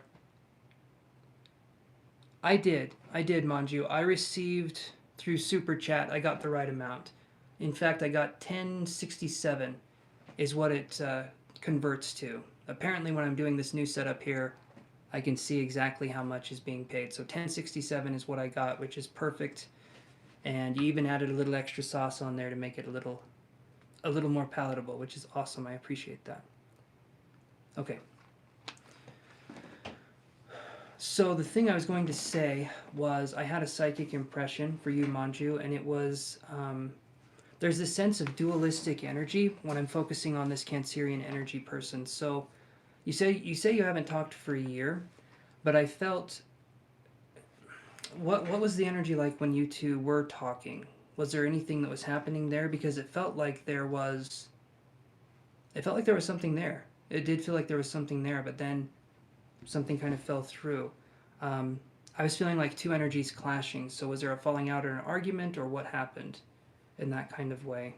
Or did things just kind of dissipate? Because sometimes that happens in life too.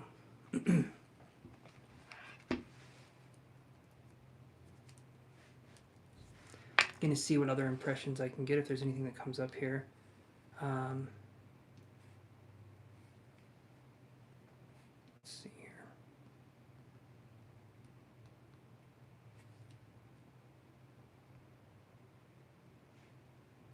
One second, guys. Technology has been acting interesting for me.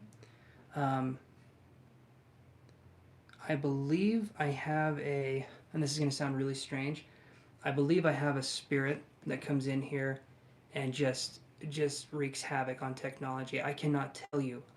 I honestly can't tell you how many times I've had to replace a light bulb, how many times we've had things happen that are just weird, like really weird.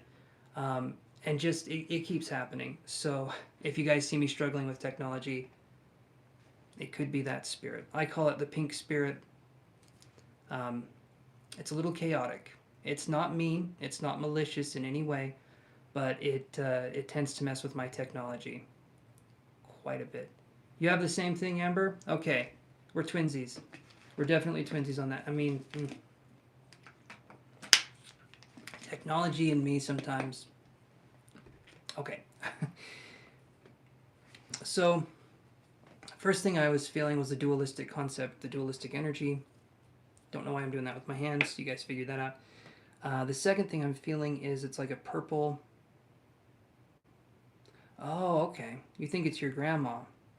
That sounds like something a grandma would do. Not necessarily understanding the technology, but thinking that it's interesting and maybe kind of running things amok. So that to me, yeah, I could see that being that kind of energy. But as I'm foking, I don't even know what foking is, but it doesn't sound good the way I say it. As I'm focusing on this energy, I get a sense of purple energy. So how often does this person appear in your dreams? Because the purple energy, I'm wondering if there's a spiritual connection in that way when I'm focusing on that. I'm starting to get a headache too, which I wasn't feeling before. And so I'm thinking there could be something there. And if you guys say I'm not hydrated enough, I drink so many of these. What is this? This is water. I drink so many waters every day. But that's something that I feel like is going on here.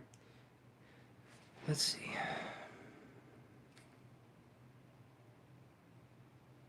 So, I'm going to need a second to collect myself here because this pain, that's the word, and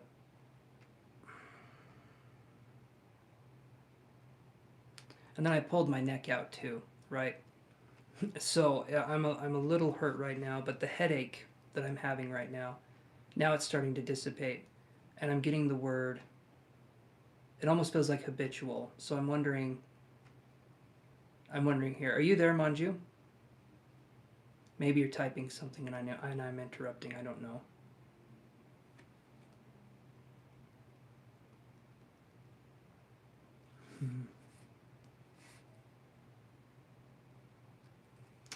Okay, I feel like I had something else come in too. It is just the phrase,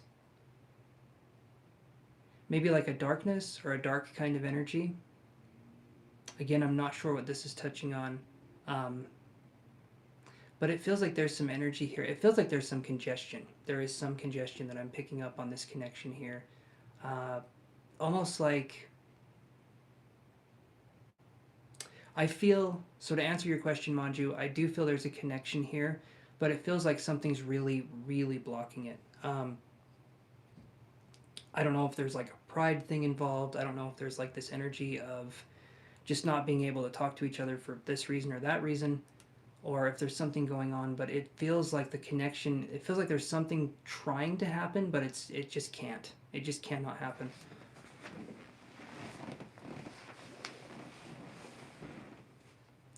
So hopefully you can hear what I'm saying, Manju. I don't know if you got kicked off here or what's going on, but that's kind of what I'm picking up here.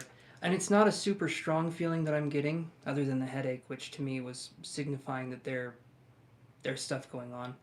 But it's not a super strong connection. There is a connection, though. There could be... No, I see it. I see it, Manju. It's, if you could see... I can't really show you from my angle, right? But if you could see on my angle, it says 1076. I did get your super chat. And then you came up in orange on my screen right here. So I can see your super chat absolutely fine. Hey, Sai. I'm just going to say Sai. I will butcher your last name, and I'm sure it's a beautiful last name. But I do ask $10 a question. If that's something you feel like we're doing, we can do that. or you can do a private reading with me. You can look at my website down below to do a private reading with me where you're not putting your stuff out there. My zodiacs, okay, so I am, okay, this is the part I always have a hard time. I'm a Taurus sun, a Virgo rising, and an Aquarius moon, okay?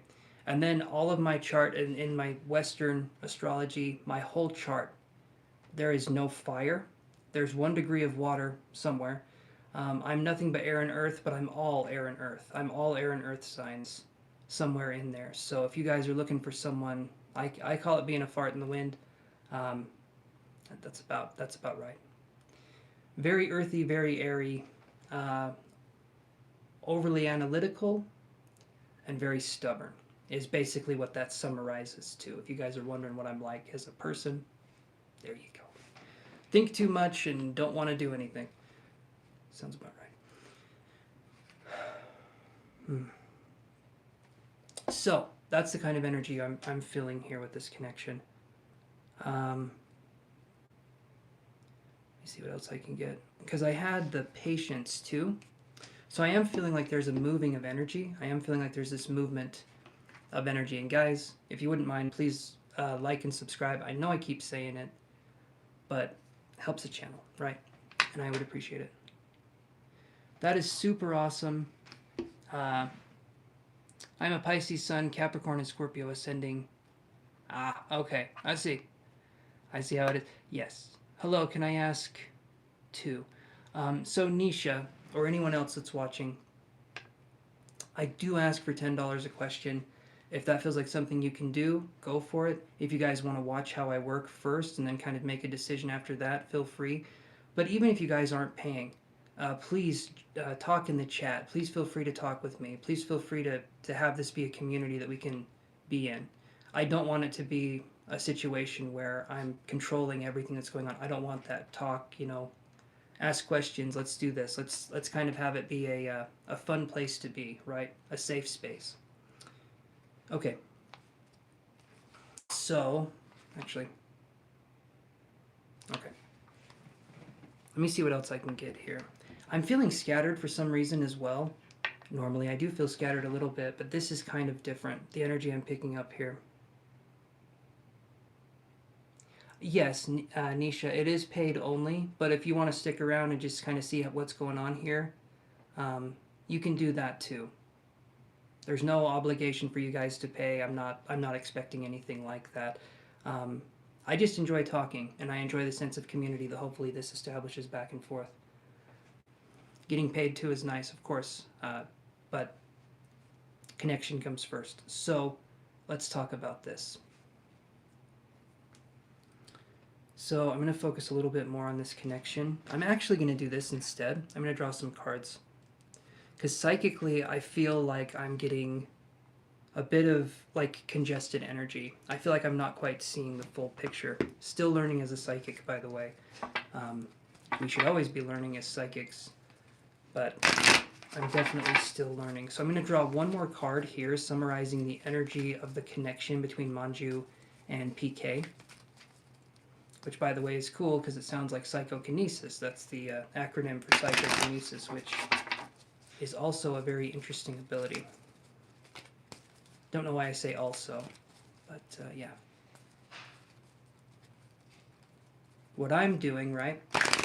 What I'm doing would be classified as divine feminine psychic expression. When you're doing psychic or tarot, dream analysis, energy healing, mediumship, that would be divine feminine psychic expression. But when we're talking about the divine masculine psychic expression, that would be like psychokinesis, aerokinesis. It's affecting the environment in a way where others can see it. Versus what I'm doing, nobody else can see it unless I explain it to them. Or unless they're actually able to tune into what I'm picking up psychically. Which can happen, but it's fairly rare that two psychics can connect and do that.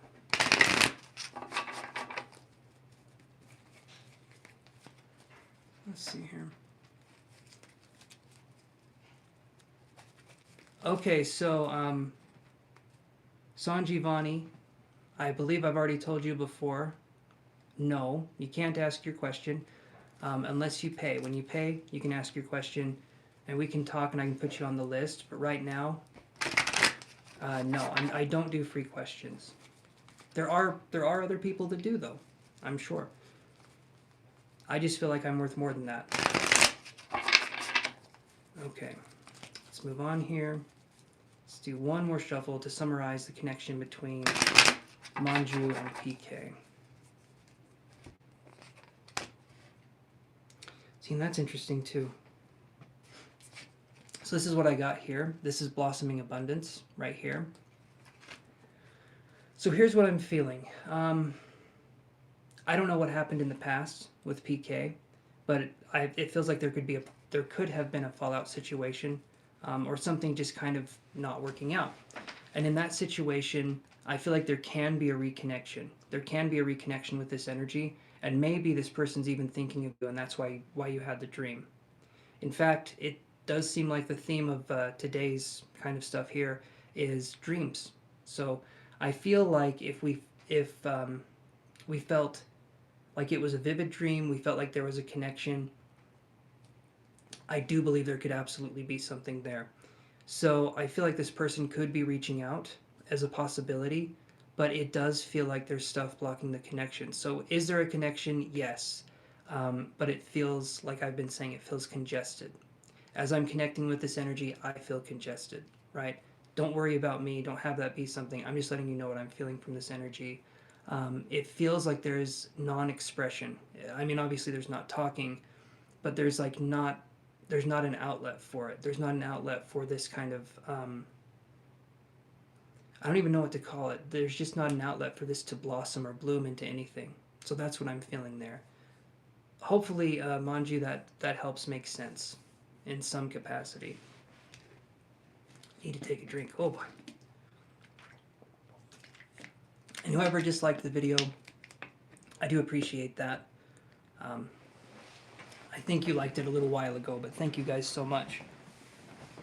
Like and subscribe and give that little bell icon a little howdy doody with either your finger or your mouse. I don't know what you guys are watching this on, but I do appreciate you guys tuning in and watching here. And feel free to talk to me, or just talk in the chat in general if you guys feel like comfortable doing that.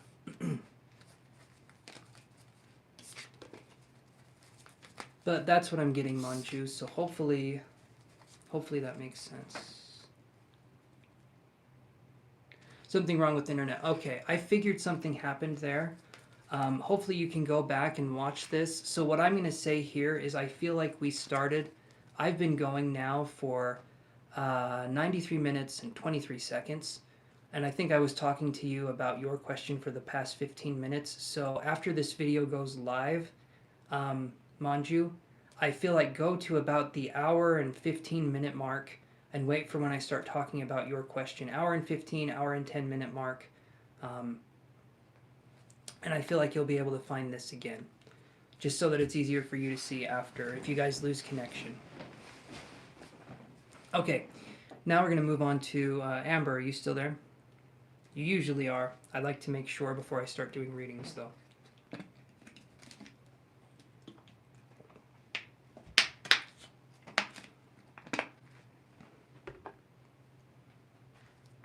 Okay. Let me go back here. If I can get psychic impressions, guys, awesome. Okay, you're here. If I can get psychic impressions, great, but don't be offended if for some reason I can't get them. I'm not perfect at this, and I'm still training and practicing. This is a practice, after all. This is me practicing. All right, Amber, so what is your question? Let's see.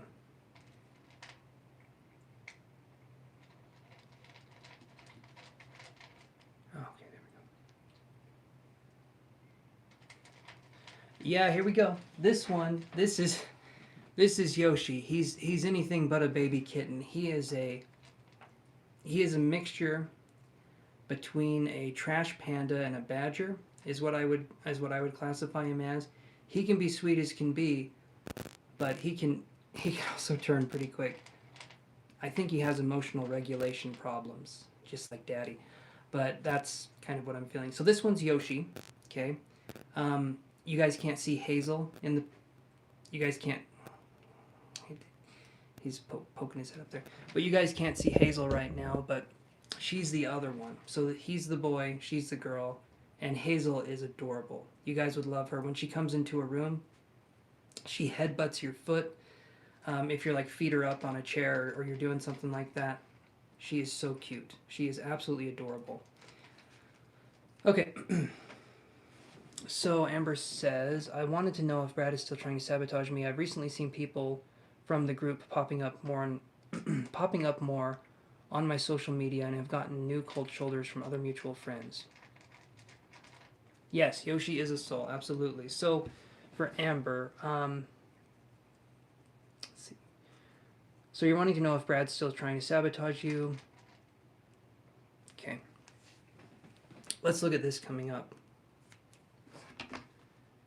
I'm going to draw some cards just because I feel like that's kind of a fun way to do it, but also... Perfect. Amber, I understand that, and even if we are talking about the past and stuff like that, it's important to realize where it's coming from. I do feel like that's not a bad idea. So I don't look at you as someone who's dwelling. I look at you as someone who's trying to find answers or trying to understand a situation. And like I've said many times before, this kind of energy, white magic, absolutely something we can use. We need to do something that protects our energy, that protects ourselves, and white magic makes it so that people can be warded off. People's bad energy can be warded off. And then if the white magic doesn't work with the warding, then you can do other things that make it so people will have even a more difficult time. But people have to cross a certain threshold, in my opinion, before they take other measures. But I do know Brad is someone who, well, let's just say I feel like we're being a little too nice to Brad. Let me just say it that way. But let's do this here.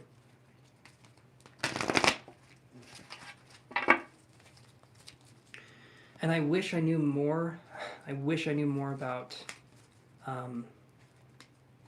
I know with white magic it's warding off energy, and I know with black magic it's binding the individual to not be able to perform actions against us. And depending on which one of those you go down, there can be ramifications, right? White magic, there's usually no ramifications. That's why it's white. Gray magic and black magic, there can be ramifications.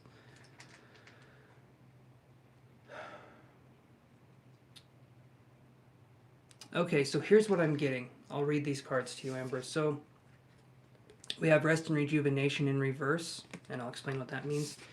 Indecision, right here. And then we have the 5th chakra, Archangel Gabriel, in reverse. Okay? When I'm looking at these two cards here, or these three cards here, the ones that stand out primarily are the two I'm going to talk about. But we have Rest and Rejuvenation in reverse, and then we have 5th chakra, Archangel Gabriel, in reverse. Now, the 5th chakra is the throat. Okay, we've talked about this. The throat chakra is about expressing yourself, expressing your truth. Okay? Also, though, it is about letting other people speak their truth. It should be called the ear, nose, and throat chakra, because it deals with the ears. It absolutely deals with the ears, and when we're talking about clairaudience and psychic ability in that way, we're talking about the throat chakra. So when it comes to this kind of energy, this is in reverse. Rest and Rejuvenation is in reverse. I do feel like there's some energy here where we're talking about feeling picked on, or feeling isolated would be the word I would use, actually. We're feeling more isolated. I do get this card here, which is Indecision. I feel like this is you in the situation. You say you don't want to dwell. I believe that 100%. But I feel like when it comes to these people and their kind of energy, I feel like it's just something where these people find someone and they're going to keep picking on the person until something happens, right? And I feel, Amber, I feel like the best thing to do is to try and protect yourself with whatever that may be. And these steps may sound weird. It may not be something that makes a ton of sense, but you need to do something. We need to make it so this person can have minimal damage done, okay? So, give me a second here. I'm starting to feel lightheaded. I feel like spirits around when I feel lightheaded. So, okay. Okay, so Manju, I think, is a little bit behind. I think we're a little bit behind here. But give me a second here because I have a book. Here we go. So Amber, let me read this. Let me read some stuff for you. So hold on. We have a whole library back here. Boom. We've got a ball that's red. Okay. But we got this too. We've got this too. 1,001 spells. Let's see. Is he or Chris still trying to use my ideas? When I see the rest in rejuvenation and the 5th chakra, Archangel Gabriel in reverse, yes, I feel like there's something here where there's something here where expression is being blocked, creativity is being stifled in some way. But we're going to look through this right here and see what kind of solutions we can find. Again, psychic realm is my expertise, but I do have books on all sorts of topics, and I think I can find something for just about damn near anything. Okay, so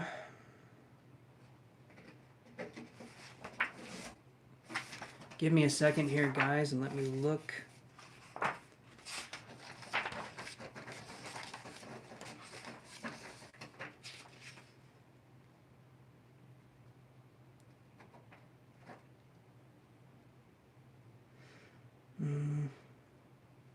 Here we go. Okay, chapter 12, we're going to be looking at protection spells. So again, white magic deals with focusing on protection of the self or healing of the self. Okay, why do I say self when I'm talking about healing? Because white magic is usually for the self. We're protecting the self, we're healing the self. It is Cassandra Eason is the author. Really nice book, 1,001 spells, tons and tons of stuff written in here. It's a nice book. I got tons of books on all sorts of topics here. But so what did I say? Did I say 287 on the spells here? Protection spells 287. So let's go to 287 and see what we can get here. So like I said, white magic. Why did I say protecting the self or healing the self? Because in my opinion, okay, and other people have this belief too, when we're talking about like energy healing as well, if we give someone energy and they do not want it, but we're kind of forcing it upon them in some way, that in my opinion is considered gray or black magic because we're going against someone's will. Let's say someone doesn't believe in the psychic or the spiritual world and they actively have said they don't want energy, they don't want prayers, or they don't want this or that, but we still do it anyway. That's actually going against their will. So in my opinion, that's not a good thing to do, right? We can say things like this instead, right? We can say, if the person wishes to accept my energy, they can do so, but whatever I am doing will not be forced upon this individual. Okay, that means there's going to be energy that's kind of hovering around for a while and may not be used, but it's there in the background in case the person has decided that they want to have something, right? So that's something we're talking about. Hi, Rada, how are you doing? Now, how the hell... Okay, I go to 287. Okay, there's 1,001 spells, right? I'm looking at the 287 spell. I gotta go to page 287 in the book. All right. 280, okay, protection spells, all right. Okay, chapter 12, protection spells. So, this chapter includes spells to protect you from deliberate malice and free-floating negativity, the evil eye and curses, paranormal influences and negative earth energies, physical attack and danger, and mind games and manipulation. Okay, so let's look at some of these. So,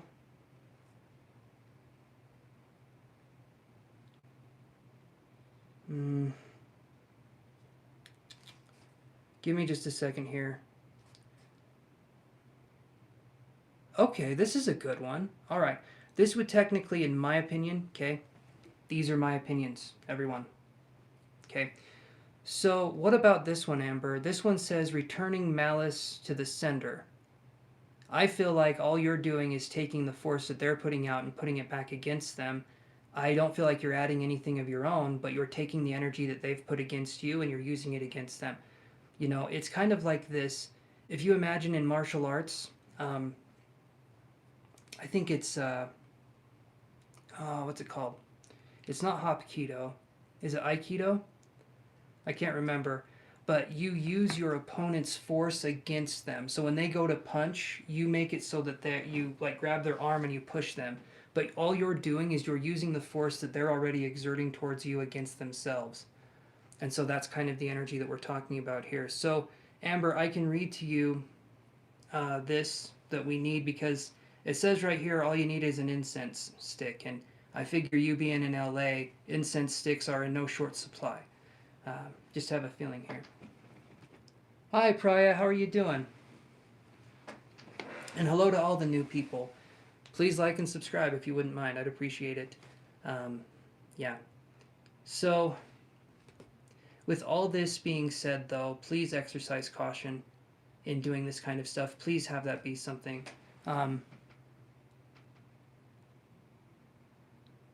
There we go. Gorgeous. Return to sender and use a black tapered candle. And you can do that. You can do that as well. I will say this right here. You have loads of incense. Okay, perfect, perfect. I had a feeling.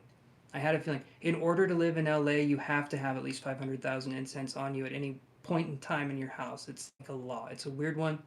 I don't make the rules though. So, returning malice to the sender. Now, I'll say this as well. Okay, we can do, I think I'm using this term correctly, we can do chaos magic, which involves us not necessarily following a formula, but when we're first starting out, it's good to have formulas that we can follow, and then based off of that, we can do more and more things, but having a structure is good to have at first. It's sort of like learning how to paint, right? When you're first learning how to paint, you're going to be following, painting a fruit or doing whatever, but eventually you're given free reign and you can paint and you can do whatever it is you want to do, but having the structure makes it so it's easier to do that. Okay, Amber, let me do this. So Priya, here's what I do. It's $10 a question. If you feel like you can do that, we can move forward with that. I'm on Amber right now. The next person that comes on here and wants to pay after Amber, you'll be right after her. So after I'm done with Amber, whoever pays next will be next. That sounds right. Okay. So you will need, and this to me is funny, one of the required ingredients is nothing. You will need nothing and an incense stick. Okay? A lot of us don't have a lot of nothing lying around. Okay? Hold on to that nothing. I mean, literally, it says it right there. It says you'll need nothing and an incense stick. I do feel like the first ingredient isn't required, but here we are. And we'll look at that too, Amber. I'm just going to give you this. So, Amber, either take the snippet. Right now, I'm almost 2 hours into my live stream. So I'm about an hour and 50 minutes into my live stream. So if you need to come back and watch this later, you can do that. And everyone that's listening to this, please use caution when I'm talking about this kind of stuff. These things do work. So please use caution.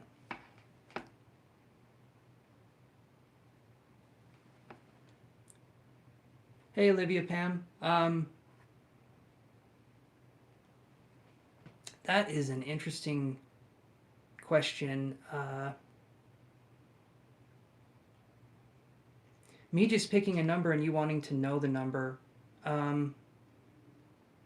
If you'd want to do a super chat of like $3 or $4 American, if that's all you want to know is a number, we can absolutely do that. I wouldn't charge you the full price on that. Okay, so Amber, here's what we can focus on here. So it says timing. The very first thing it says is timing. After you have received a threat or experienced a nasty confrontation that has left you jittery, okay? So it sounds like this is more for the immediate, but I think we can also use this to go back. So here's the spell. Here's how we do these steps. So beginning near the front door, go into every room and place your palm in the center. It says in the center of the window, so I assume every room that has a window, we place our palm in. With the palm facing the window and fingers slightly apart, say, okay, I'm probably going to be getting something here. It shouldn't be activating anything with me. I don't have anyone that I want to do this to, but let's just do it like this. Say, as you do so, okay, this hand returns what is sent with ill intent. This hand returns to you the pain. Send it not ever again. Okay, so, and I can, okay. And then it says, do the same on the inside of any external doors, even if they are not glass. If the words or threat were particularly vicious, add at the end of each chant, receive back your own, receive back your own, that you may feel the pain, and send never again. If you feel suddenly under threat at any time, draw the hand shape. Let's see. Draw the hand shape in incense stick smoke, close to and facing each window and external doors, including balcony doors, repeating the full chant. Okay? The point of this exercise is to give back to sender. All right? There's two ways we can do this. As I've said before, we can use magic, white or black. I prefer white, obviously, but we can also do something as well. Amber, in this situation, you're wanting this person to leave you alone, and you're wanting this person to back off, right? So this would help with that. Another thing that we can do, though, for people that aren't in this kind of situation, let's say someone is being, awful to us, and we're holding on to the energy, and it's been a very long time since something has happened, but we're having trouble with memories. We're having trouble kind of moving past certain blockages in our soul and our emotions. Something we can do is we can ground our energy into the earth, and we can get rid of any unwanted energy into the earth and have the earth recycle that. I want you guys to view the earth as like a master recycler of energy. So if you send negative energy into the earth, it takes that energy and it makes it into this beautiful positive energy. You're providing the fertilizer for the earth to thrive, so to speak. The energy it can take and it can transmute that energy. Does Brad have any remorse? This, to me, when I'm feeling this person's energy, I don't get a sense of someone who is going to be taking it easy because you say stop. I don't feel like that. And the remorse part, here's the thing with narcissistic people, okay? When we're talking about narcissistic people, if they've been very narcissistic for a very long time, they're not going to admit to even a very simple problem, because then it would undo their whole identity. They'd have to go back and admit to all the other things that they've done wrong. And very, very mean narcissistic people have done a lot. And I mean a lot. They've done a lot wrong. And so they don't want to admit to that. They don't want to face it. Okay? A lot of times, maybe close to the end of their life, maybe they'll try to make amends in some way, shape, or form. But while they're in the middle of their life, they're thriving. Does he even realize how he's wronged me? I don't feel like he thinks in that way. We've talked about this. I feel like, Amber, you wouldn't do this to somebody because you're a good person. And what can happen? Good people think that other people are also good people. That you're projecting goodness onto somebody and you're thinking that they're also good as well. Some people are just shitty. And I don't feel that there's anything here that says that this person would even necessarily care that they wronged you. And I'm not saying that to be mean. I know that can sound mean, that can sound harsh, but it's just, to me, these people, they don't necessarily care. Why would they care? And especially in the kind of the more entertainment industry, people step all over each other. It sounds like I've heard some stories. I mean, I'm sure you have too. But it's that kind of energy where someone is probably just going to say they're doing it. Uh, they're doing it to progress themselves in some way. They're doing it for this kind of thing. I almost get this energy of like it's a dog eat dog world kind of mentality from this person, but in a much more cruel way. I don't feel like they necessarily have um, the emotional resources to feel bad. This seems like a person. Hey, Angela. This seems like a person to me that has maybe two emotions. Okay, and I say two because I don't think one of them is real. The first one is fake happiness that they put on around other people, and the second one is anger. I feel like that's kind of the only emotions this person has. They're not going to be vulnerable. They're not going to be someone that's going to be emotional in really any other way. They're going to be more offensive with their emotions, which means that they're going to be angry. They're going to take that kind of toll. So Chantel says, that's actually so cool with element of air using hand and incense stick air. Seeing person face through mirror helps sending that incense towards. Yeah, mirrors can help too, absolutely. I understand, Amber. I can understand that, and that would be difficult. That would be difficult to deal with. And I'm sorry that's the case. I am sorry that's the case, but the thing that you have that this person doesn't is you have heart and you have integrity. And honestly, in my opinion, at the end of the day, and I talk about this a lot, I may be the most morbid person you've ever met, but I do feel like you're going to be someone at the end of your life, Amber, that's going to say, I tried to do the best that I could. And I don't think Bradley's going to have that same mentality. I think at the end of his life, he's going to realize he blew it in some pretty big ways. And all you have to do, in my opinion, is be as kind as you can be and just kind of, live and let live. But some people can't, they can't let other people exist. Some people just can't do that. And I feel like Brad saw something in you, and then I feel like you became something even more than Brad could see and Brad could understand, and so he tried to control and manipulate.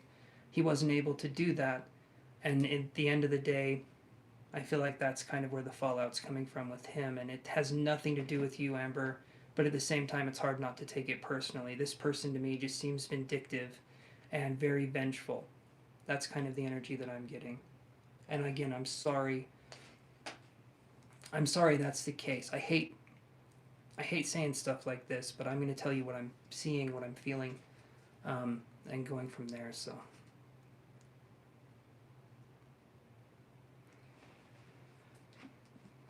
This is a good book, though. Cassandra Eason, 1001 Spells.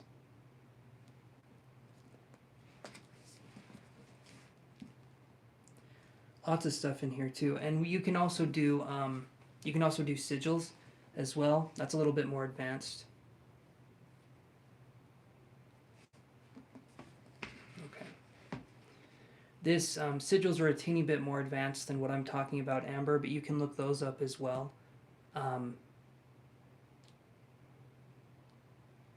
But again, I am, yeah. I've dealt with people that are in similar situations. Yeah.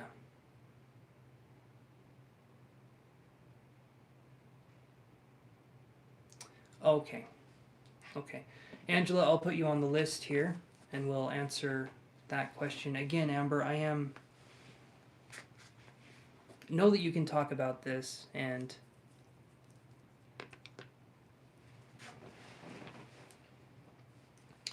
Manju, if you would like, are you caught up to the video now? I'm just going to ask you, Manju, type one letter. It doesn't matter what the letter is. I'll know that you're caught up to the video now. If that's something that you're caught up with, what we can do is after I'm done doing these readings for other people, I can go back to you and we can chat.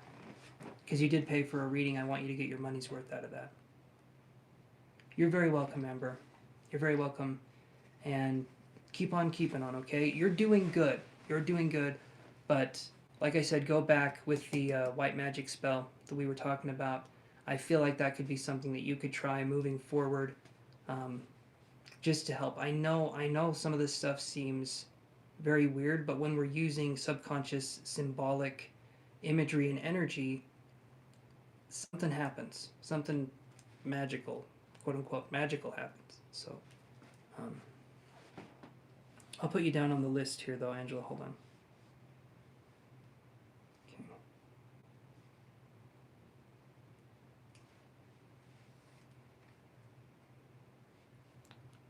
Let's do this here. Sorry, 1 second, guys. I'm getting my notes out here, and then I'm going to put Angela down.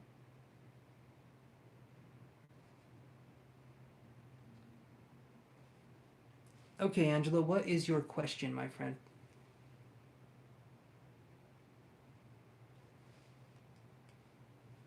And for you guys watching me right now, if you wouldn't mind liking and subscribing, that would help the channel out a ton, and I'd really appreciate it. And if you don't have like personal questions that you're wondering from, feel free to ask. Feel free to ask me about psychic ability. I'm not going to charge for that kind of stuff. I love teaching, so if you guys have questions, please ask. And if I have the knowledge of it, I'll help, and if I don't, I'll let you know I don't. Yeah. I know a little bit of everything. Not a master of one topic. Maybe psychic expression to an extent, but I'm not a master. I just know a little more about that than other things.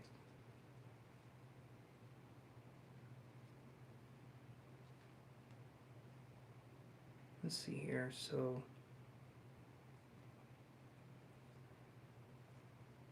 okay. So, let's move on here and let's see.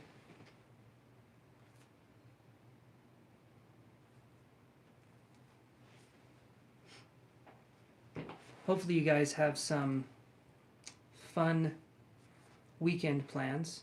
And also, if you like and subscribe, this is not going to be the last time I'm going to harp on it, but give that little bell icon down there, give it a little click, a little tingle, and I would appreciate that too, because then you guys can know every time that I'm live.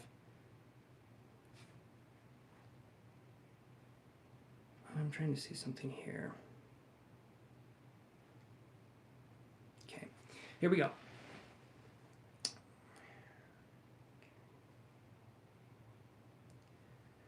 And if you have any questions, like I said, psychic, like if you guys want to be psychic workers, or you want to do this kind of job, you know, ask. I can help in that too, if you would like.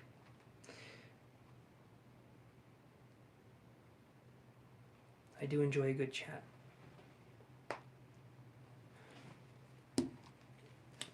One second here. So, Angela says,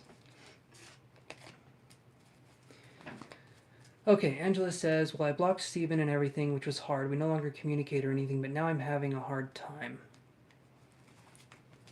Okay, Angela, you're having a hard time with feelings of Steven, or with, what are you feeling here? So, do you feel bad that you blocked him, or do you feel like now there's kind of an empty, maybe there's like an empty spot in your life, and that could be something. And also, Chantel, have I ever tried to use a pendulum to find something?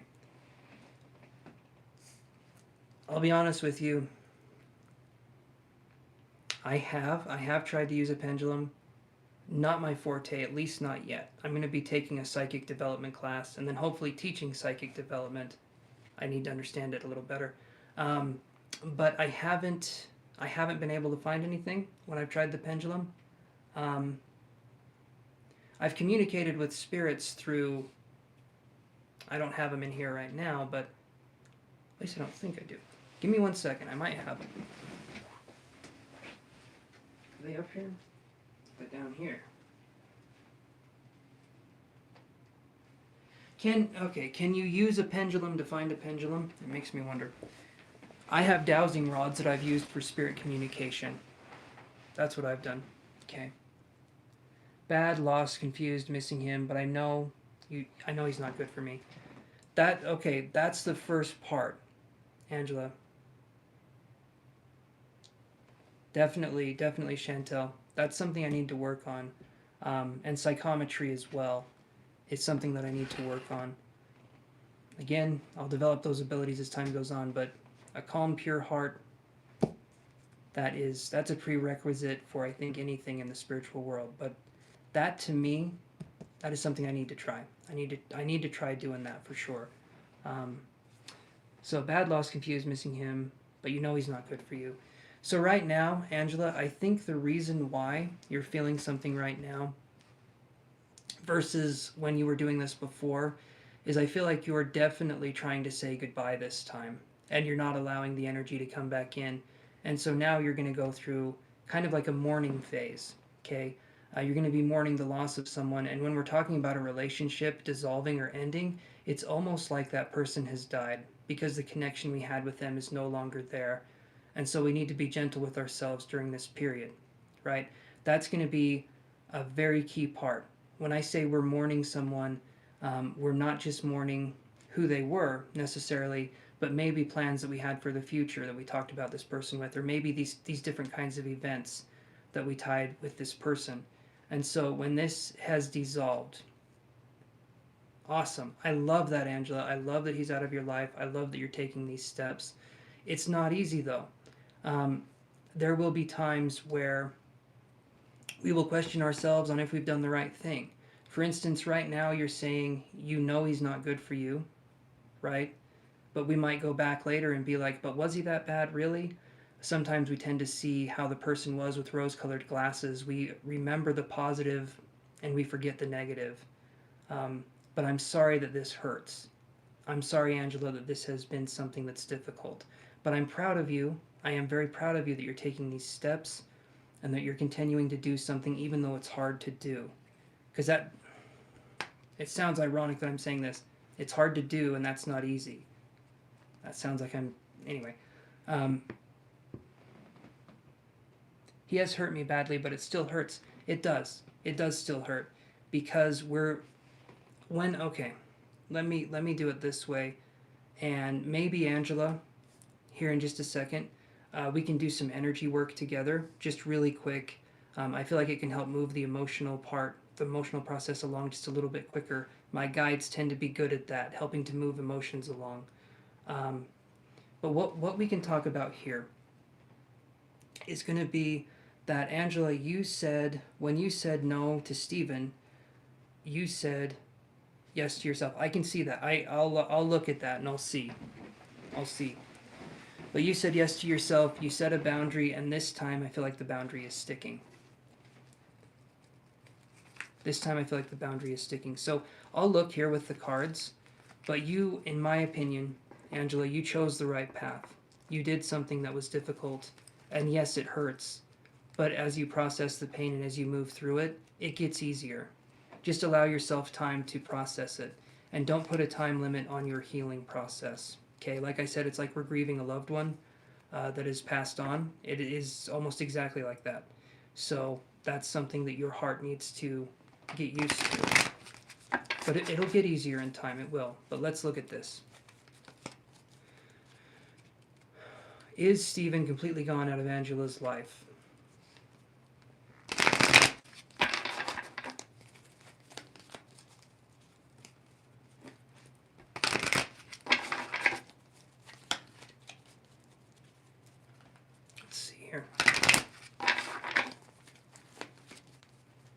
Do a little shuffle. Let's do 2 more shuffles here. Let's do 1 more shuffle.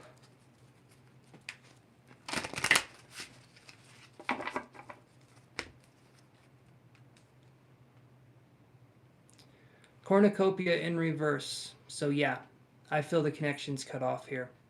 I definitely do. When I see cornucopia in reverse, this is you feeling a lack of abundance during this time. Right. That's why it hurts so bad. I think so, Angela. I think you know what's going on. You have intuitive ability. We've talked about this before, Angela, and so You understand what's going on with you. Obviously, I understand wanting confirmation, but yeah, I do feel that the energy is not there. I don't feel a stickiness or a clinginess anymore. You're starting to take those steps. You're starting to move forward. Um, would you like, Angela, would you like to do a little bit of energy work? It's up to you. You can say yes or no. It's not going to hurt my feelings if you say no. Um, I feel like it would help the process, but again, I don't want to pressure you into anything. You can decide what to do with this.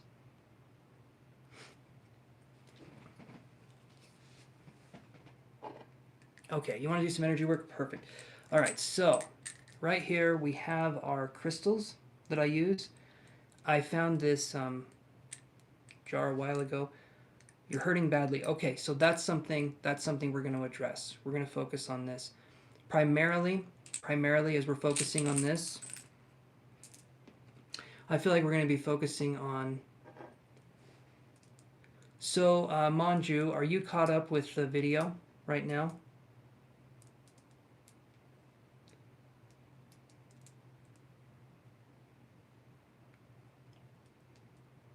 Just going to see here. If you're not, here's what I'll do. I'll do one of two things. But primarily, hold on, let me put these back because we're going to be focusing on healing these. Okay, and we might as well focus on all of them.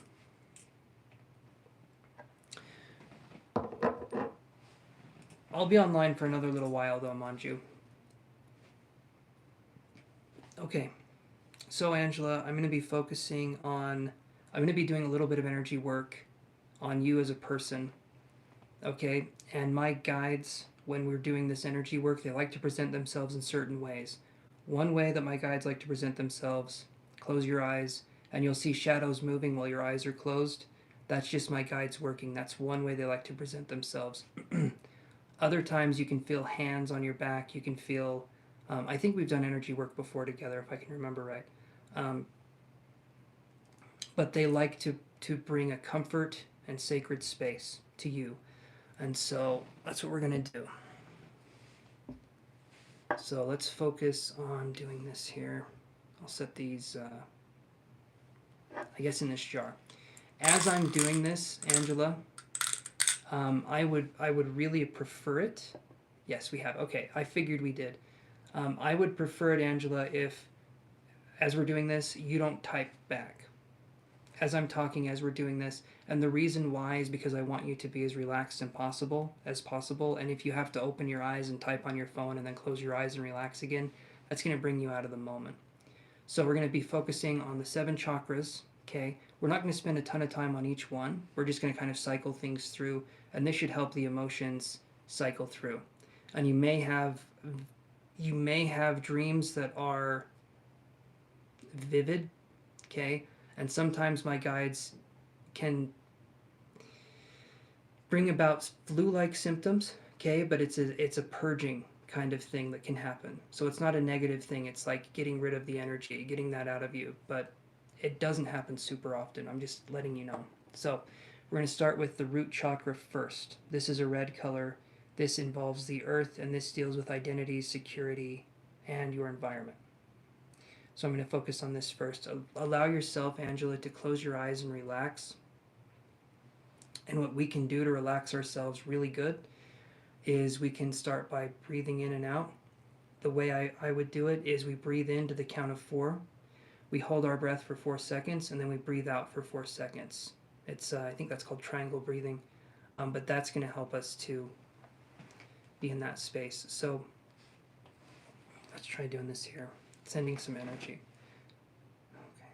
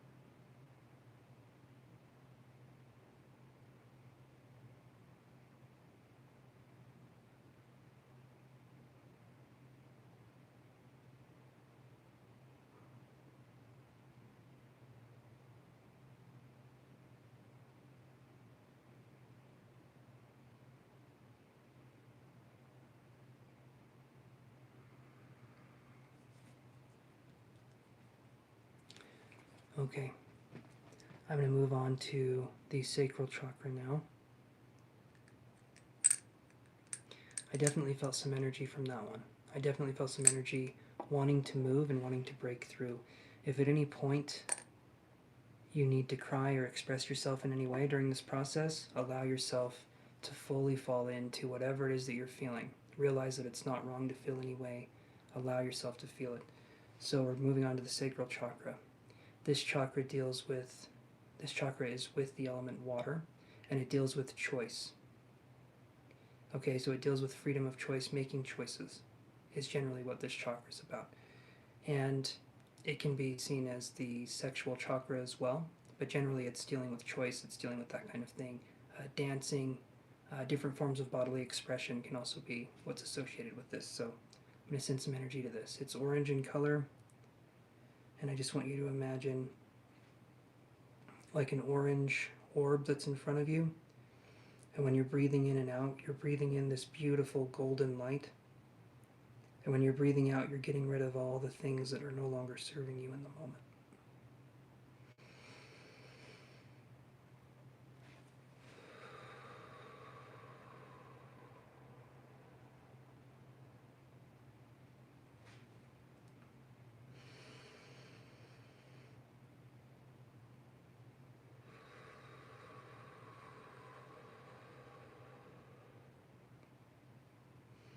I can feel some emotion moving here, so this is good.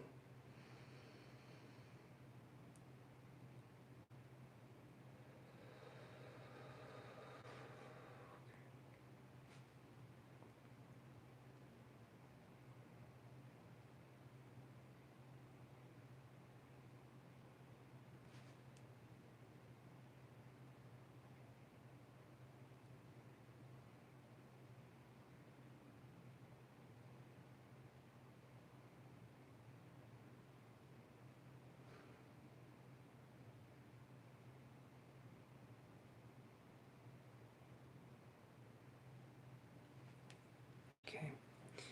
All right. Now let's focus on the solar plexus chakra here.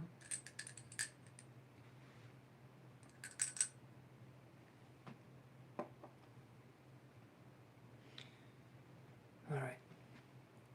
Solar plexus chakra deals with fire, it deals with willpower. So where the second chakra, we were talking about choice. The third chakra, the solar plexus, is taking that choice and sticking with it, following that choice through. So this deals with purpose, willpower, and is associated with fire. So let's focus on this chakra. I want you to envision yellow. Okay, you can almost think of the sun. All right, we shouldn't be looking at the sun, but for those of us that have, it's yellow. And so that's kind of the color that we're going to be focusing on here. And imagine that golden light like we were talking about before. We're breathing in this golden light, and as we're breathing out, we're getting rid of what no longer serves us. So it can be like a dark yellow color. And we're just putting that into the earth with love, appreciation, and kindness, because the earth can recycle any energy that we're not using. We're not hurting the earth when we do this. We're actually empowering it. So let's focus here.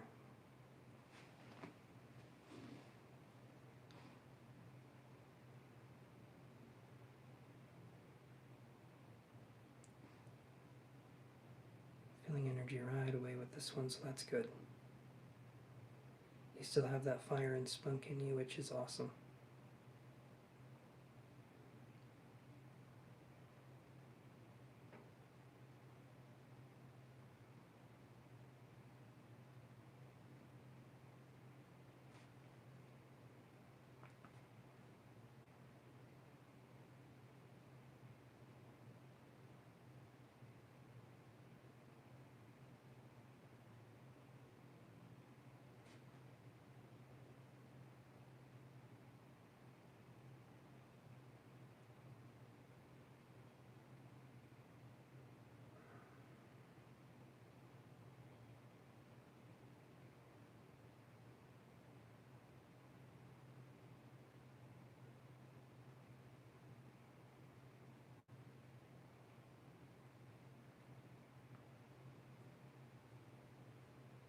Okay.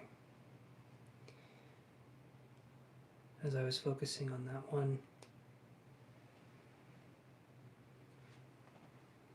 let's see what we can do here. So as I was focusing on the solar plexus chakra, I felt a little blockage of energy. I felt that fire. I felt that flame, that willpower that you've had, Angela. But it felt like some of that was being sort of snuffed out or suffocated. And now, moving forward, that's no longer going to be the case. And what can happen is that we can be sad, we can be upset, but at the same time, there's going to be more freedom that's going to come into our lives, and we're going to be making room for something to come into our lives that's much better than what we've had. So this one is the heart chakra. We're going to be focusing on next. So this one right here, the heart. Okay, you rearrange the letters in the word earth, and you get heart, right? Or vice versa. But this one is all about letting go. Where the solar plexus chakra was about holding on, moving forward, and driving through something, the heart chakra is about letting go and using that energy. And this one is associated with air, primarily. And so this is about letting go, letting things happen, realizing that it's important to let things go. So let's focus on this.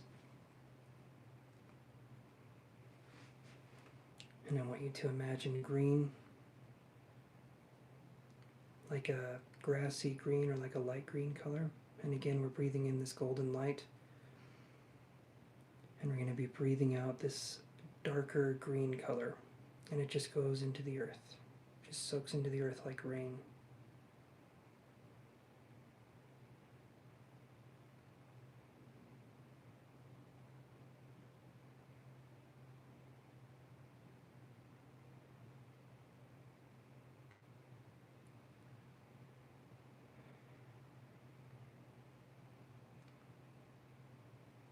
I can feel my guides with this one. I can feel the energy going into this. And I'm feeling choked up.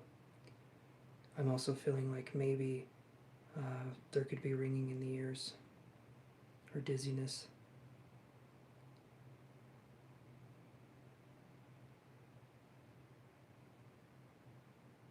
I'm definitely feeling some pain here. We're gonna take some more time. We're gonna take some more time on this one.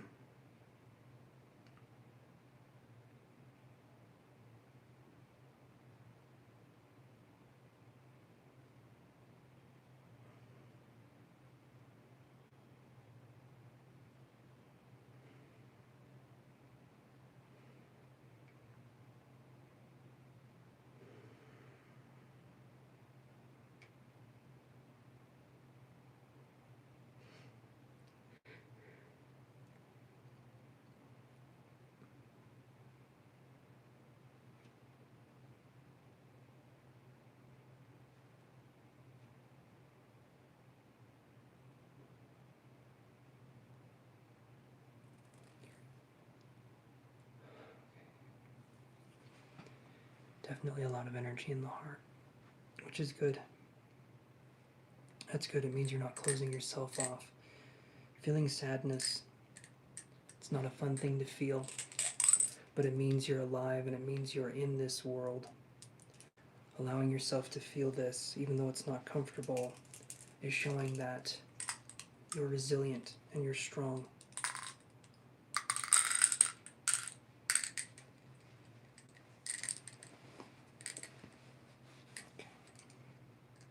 We're going to be moving up to the throat chakra. Throat chakra is going to be like a sky blue color. Okay, again, we're focusing on this orb. We're going to be breathing in this golden light, just like with the other ones. So let's do this here.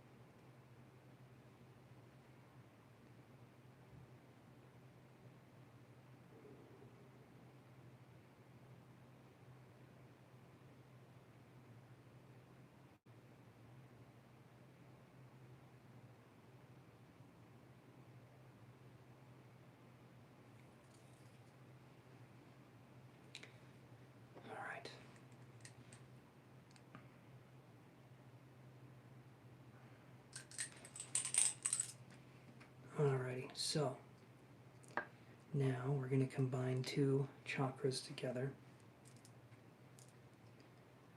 I like to do the third eye chakra, which is going to be purple, and the crown chakra, which we can view as white or clear.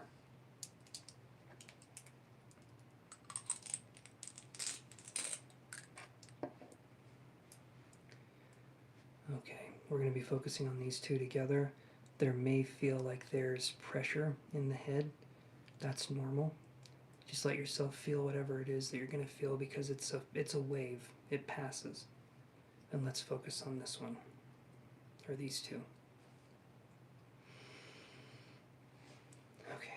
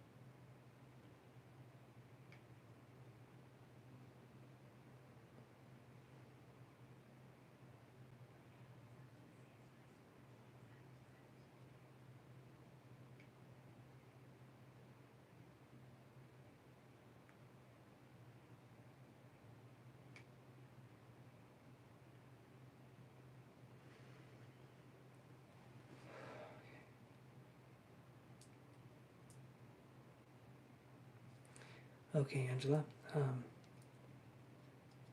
When you're ready, open your eyes and allow yourself to come back into the room. Be gentle. Open your eyes. Give yourself some time. My guides may stay there for a little bit longer. It feels like there's something where they're working on, like, the upper side. On the right is what I'm feeling, but I'm not sure if you're feeling that too. But that's something that I'm feeling. And they'll continue to be around for a minute. So know that you'll have their support, as well as your own guides too, right? When we're opening up to other people's guides, we're also opening up to our own. And the more psychic energy that's shared, the more we can understand the subtle world of the psychic and of the energy. Oh, man.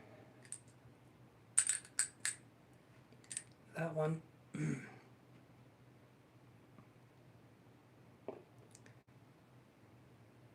When we're working with other people's energy, for anyone that's watching this, right now I'm feeling like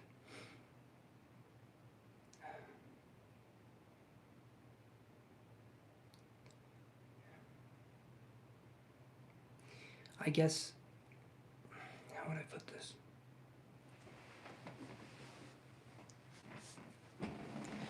I feel like something was done here. I feel like energy was moved, but at the same time, when we're dealing with psychic energy, we need to be careful, because when we're dealing with it, we're allowing ourselves to some degree to be a conduit. Usually my guides handle most of the energy. Sometimes I feel like I can take on some of it too. But what we can do if we're psychic workers is we can take the energy that we kind of absorb, and we can put that back into the earth, as we were talking about before. Rooting ourselves, grounding ourselves is very, very vital, because if we don't, we can become what they call the fried psychic, right? The fried psychic is the one that let's just say they talk a lot, you have no idea what the hell they're saying. None at all. So it's important to ground ourselves to make it so we don't get burned out and we don't fry ourselves. Because we're dealing with energy and we're not dealing with just a little bit. Especially when we're touching on the solar plexus, that is like the core of a lot of energy. I mean, it has the word soul in it, so you can imagine. But Angela, you let me know how you're feeling on your end, and then we can go from there.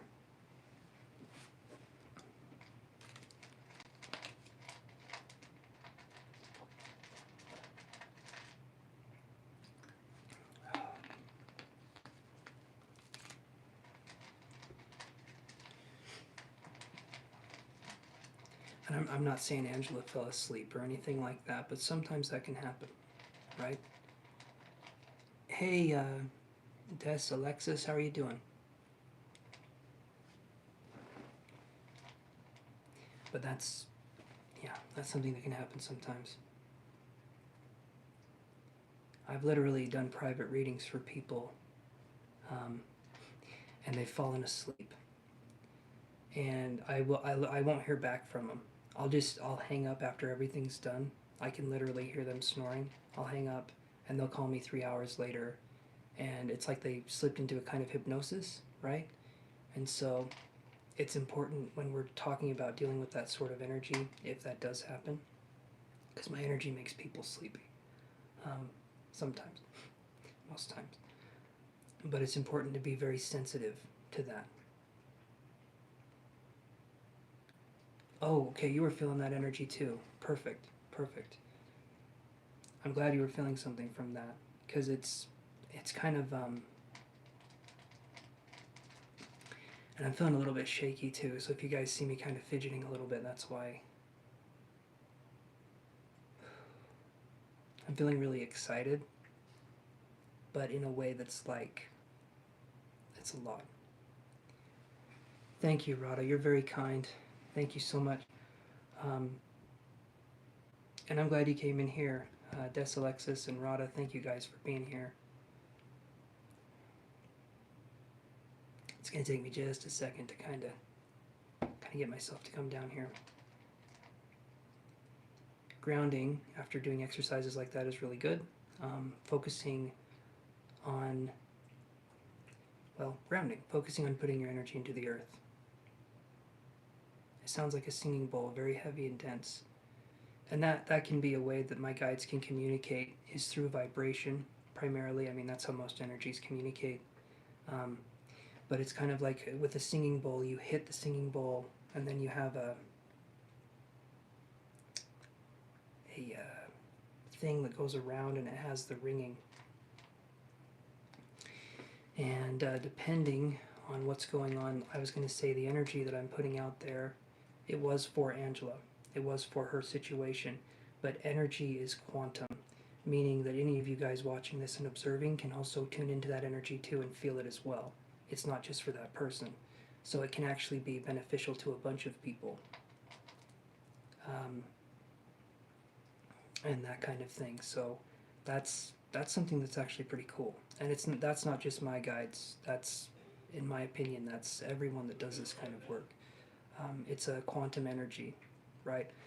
In fact, to test the theory out, after this video goes live, give it a couple days, come back to this video, right at this part, and try the same thing I was doing with Angela, right? Because it's quantum. You can go back and forward in time, you can do whatever it is you want to do, you will feel the energy coming through regardless of who it was for, who it was meant for, or what time it was done. Sounds like you felt it. Awesome, Radha. Awesome. What did you feel on your end, Radha? And thank you, Alexis, for sharing your insight too. I appreciate that. That's really cool. There was there's some experiments you can do. One of them, and this shows how much of a nerd I am. And I'm a big nerd. Trust me on that. The biggest I know, anyway. Awesome, Radha. I'm glad. Peace Peace is definitely always one of the ones. A sacred space is another one. An atmosphere of, I don't know what to call it, but like just a calming atmosphere. I've done I've done some hallucinogens. I've done some different things in the past, and I try to incorporate that energy as much as I can into the healing process. And so that helps to establish that, because if you've ever done ayahuasca, or well, let's just talk about ayahuasca. You're literally ingesting the earth. You're ingesting Mother Earth inside of you, and as kind of hokey as it can sound, it's conscious. It's a very conscious energy that you're ingesting, and it's very beautiful, right? Um, I won't, if you guys want to hear the story, we can talk about it, but I won't necessarily talk about it right now, um, unless you guys want to hear. But Adrian, you felt it too. Awesome. Awesome. I love that. I love that. Perfect. Perfect. And it's kind of like, it's a little loud. It's kind of like a circle, right? And when I talk about this, mediums get into what's called a circle, and they build up the power, right? And so when you guys were observing me doing this, you were also feeling the power as well. And in your own way, you were contributing to part of the energy as well. You're feeling it, but you're also giving something in return. And so that's a beautiful thing as well. So I would say, ultimately, after we do these kinds of exercises, for those of you who felt it, and ayahuasca is absolutely beautiful. My experience with it, the short end of it, because I'll just say this part, I took some, and it does not taste good. Okay, if you guys are thinking ayahuasca is going to taste like roses, maybe if those roses were covered in shit, maybe, but it literally tastes like rotten chocolate. Okay, it does not taste good at all. In fact, it's such a strong, and I'm a picky person, right? I'm a picky with my food. It's such a strong taste that, I mean, I was like gagging. Anyway, I'm just sensitive that way. Um, but I took it, and I hadn't eaten anything for, I don't know, at that point, probably 36 hours, and I hadn't slept. I think when I got to the retreat, I hadn't slept for 24 hours, and by the time we took ayahuasca, it was about 30 hours I hadn't slept. I get nervous. I get nervous when there's a social gathering, especially when there's a social gathering involving ayahuasca, whatever it happened to be. I got nervous. So I couldn't sleep, I didn't eat, and I take the ayahuasca, and I go back to my, by the way, if you guys are wondering, Arizona Yage Assembly is who I did it through. So look those guys up. I believe it's Arizona Yage Assembly, and it's YAGE on when you type in Yage, and they do a bunch of their stuff in Colorado, Arizona, California.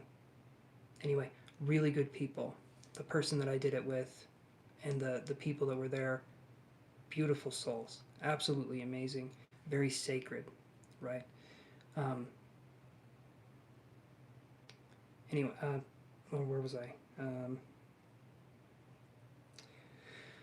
So I take the ayahuasca, and as I take it, I'm not feeling anything at first, right? And I'm tired and I'm hungry regardless, but I'm not feeling anything at first. And I remember sitting there, because we take the stuff, and we, hi, Deep Thee. Hopefully I'm saying the name right. I'm doing a little story time right now, but maybe here in a second. I do charge $10 a question, and if that's something you feel like you can do, we can do that. I don't do free questions though. Okay, so I take the ayahuasca. I go back to my sleeping bag.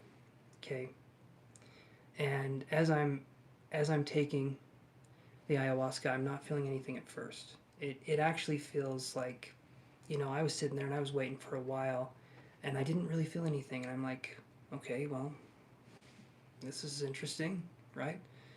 And I thought I was being resistant to it or something was going on because ayahuasca, it's not like a hallucinogen, they call it a visiogen.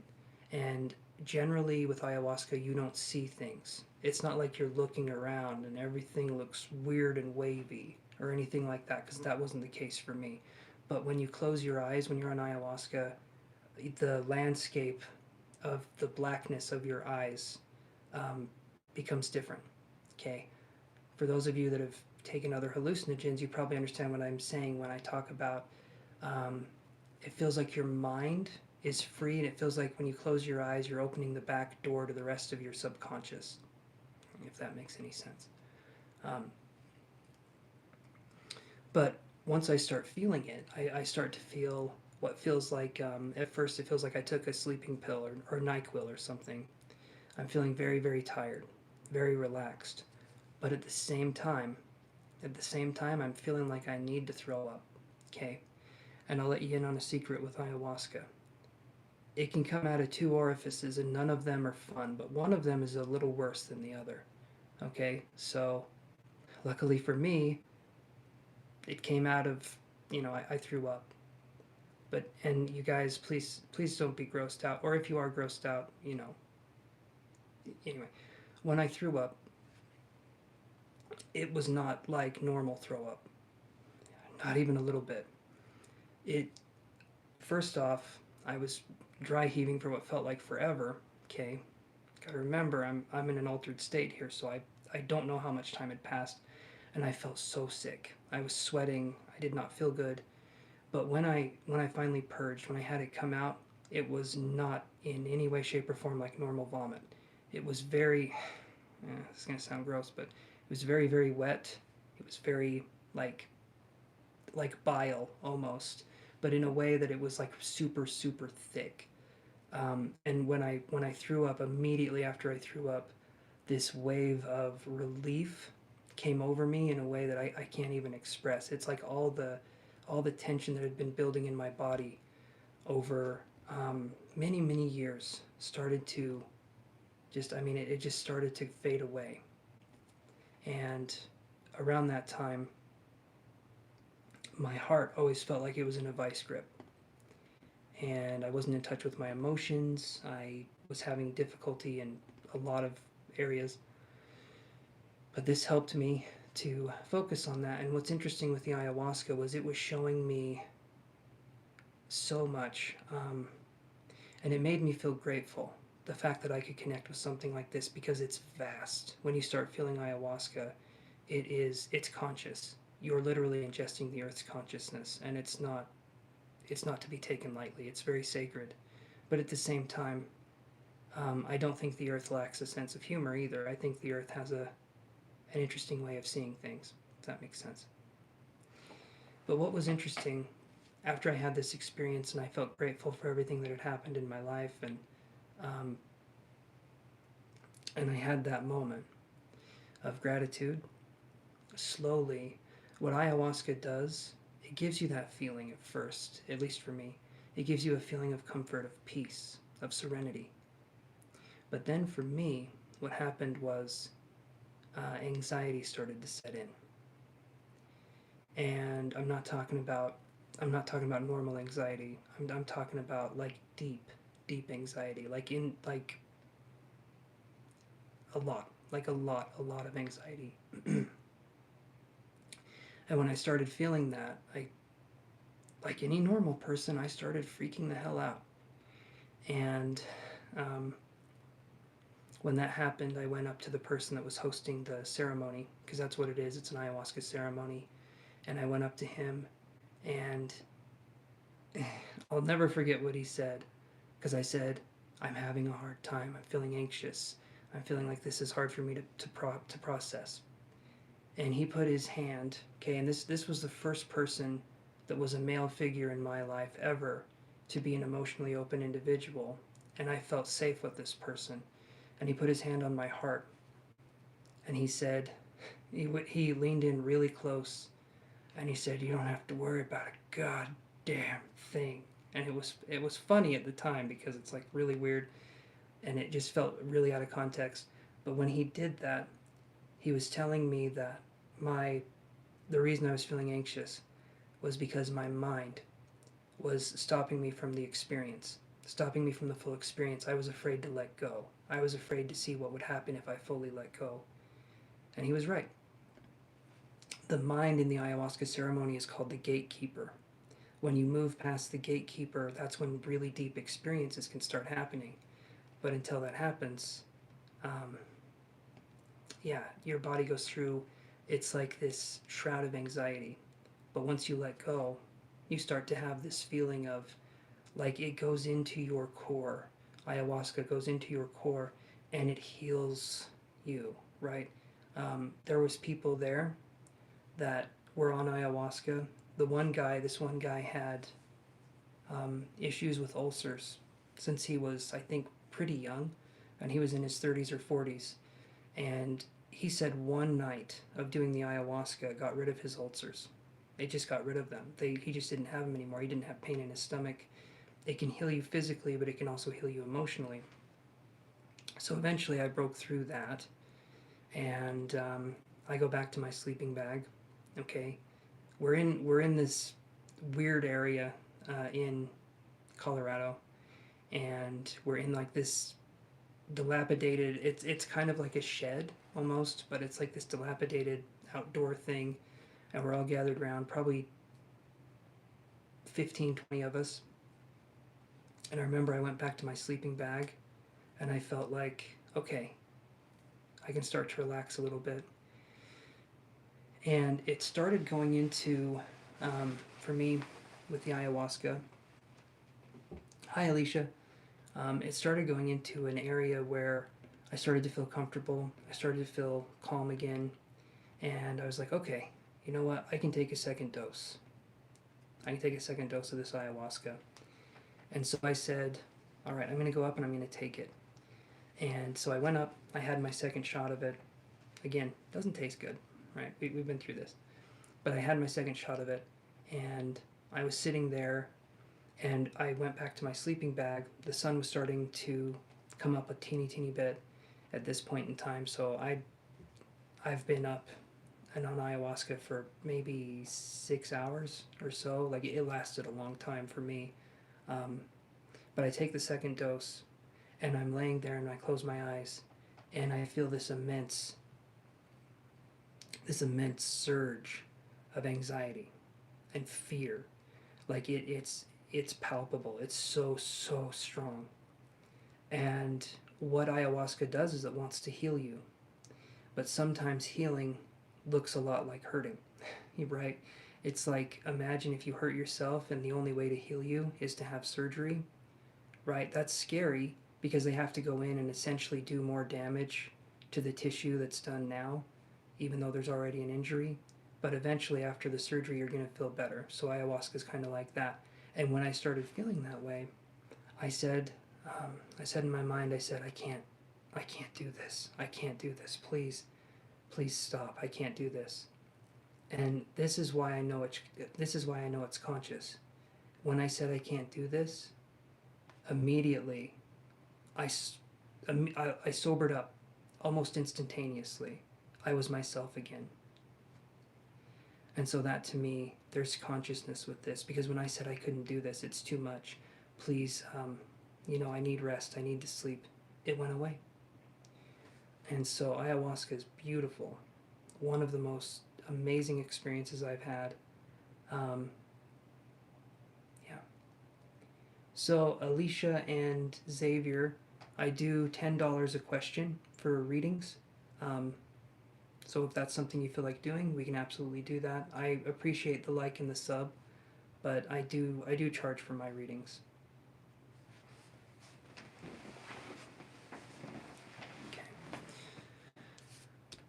But yeah, hopefully you guys liked the ayahuasca story. That was my experience. There was a little bit more than that, but I kind of gave you the condensed version.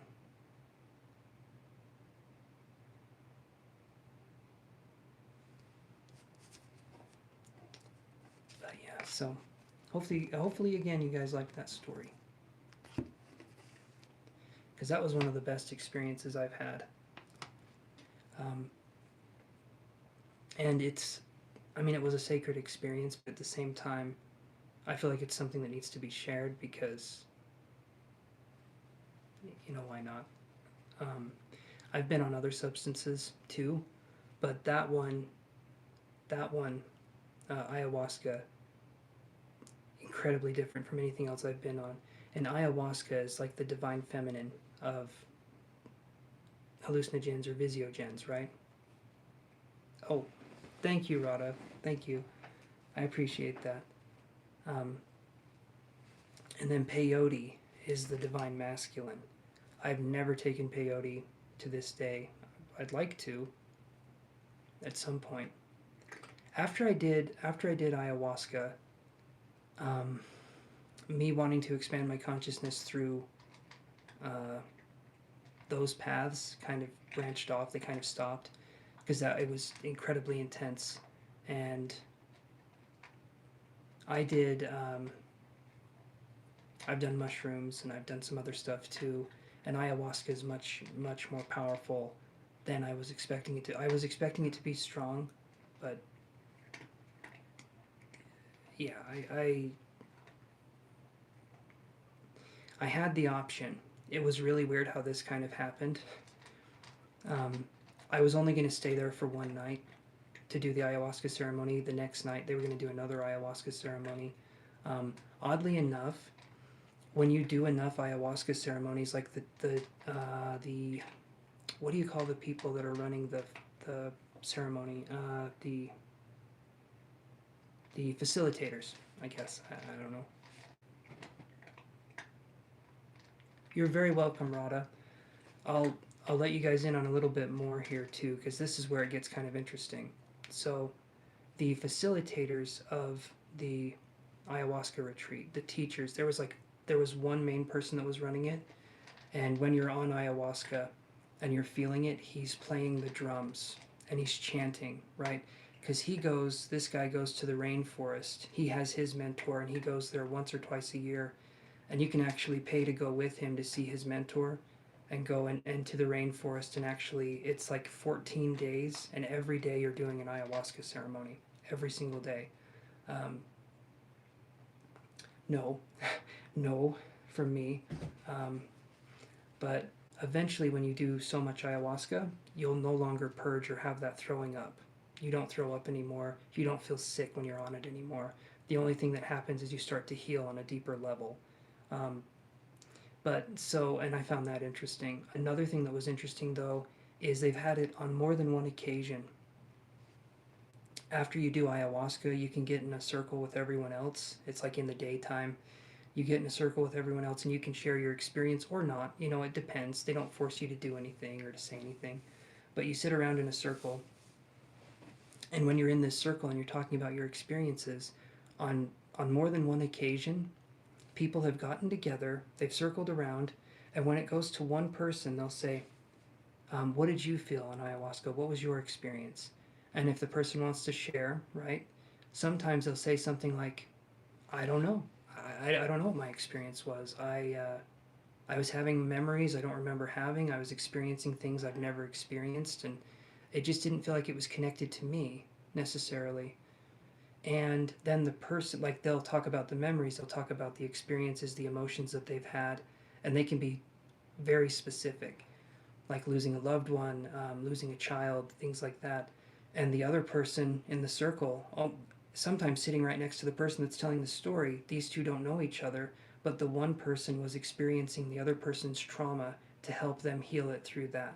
So when a bunch of people are on ayahuasca, it creates this kind of field where emotions can be shared through the heart, through the ayahuasca, and I find that incredible. I mean, that's beautiful, right? Doesn't that sound amazing? And yeah, so it's a very psychic kind of connection, but yeah. Yeah, so that was my experience with it. If you guys are wanting to do it, I'd say have an open heart and an open mind, and don't expect anything. Don't go into it expecting anything to happen, because then you're missing the point, right? I was the same way. I was thinking I wanted this to happen. I want this to happen, but ultimately leave time and leave space for whatever is going to happen, and it will. But don't try to define it. Don't try and say I want it to go this way, because that's kind of missing the point. That again is the control thing, right? And yeah. So, what do you guys think of story time? It sounds like Rada was enjoying it, but yeah, I don't normally do stories, so probably need to do more of those. I can tell you about a bunch of different things. I want to try, but my guide doesn't. It's yeah, it's a personal thing. I can understand that. It's it's a very deep experience, and I even had the option. I didn't have it before. This was what the weird part was. I was only going to spend one night there. Everything happened where my ride and everything, I could only spend one night. I could only spend one night at the ayahuasca ceremony. But for some reason, out of nowhere, another ride was going to be able to come and pick me up if I wanted to stay another day. Another person was going to be going down to Richfield, and I had the option. Um, I had the option to go with that person and to spend another night and to do the ayahuasca again. And I said no, no, no. And I don't regret saying no.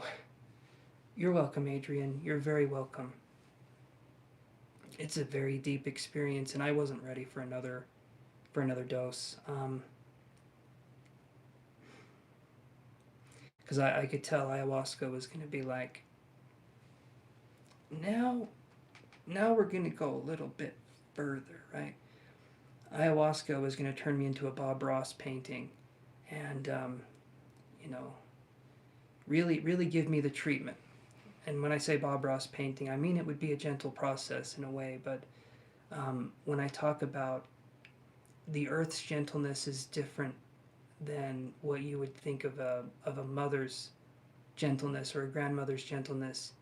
It can be a very, well, I mean, it's earth, right? So it's going to be a very tough kind of gentleness, but when I told it to back off, it did. So it wasn't anything that was horrifying or anything, but it was something that really brought to attention that I have things I need to work on. I have emotions I need to explore, right? But thank you, Adrian and Rada, for appreciating the story. I'll say it one more time. If you guys like what I'm doing here, please like and subscribe on the video. I'd appreciate it. And hit the bell icon, just for me, just for little old me, if you wouldn't mind. Then you can know when I'm live. And we can discuss all sorts of stuff. I've done mushrooms was very different, but somewhat similar to ayahuasca. But yeah, I don't know. I don't know if I'd ever do it again. I've thought about it, and it's like, I think I got what I got out of it that time, and I don't feel like I need to do it again. Hi, Pris. But yeah, I'd say do it, and if you guys want to, do it through the Arizona Yage Assembly. So, Pris, I do charge $10 a question. I don't do free readings. So if anyone wants to do a reading here before I head out, we could. $10 for one question. You want to go a little bit deeper, we can do that. You want to do some energy work, we can do that. You have a question, I'll see if I can answer it. Yeah. Feel free when you guys are on here, right?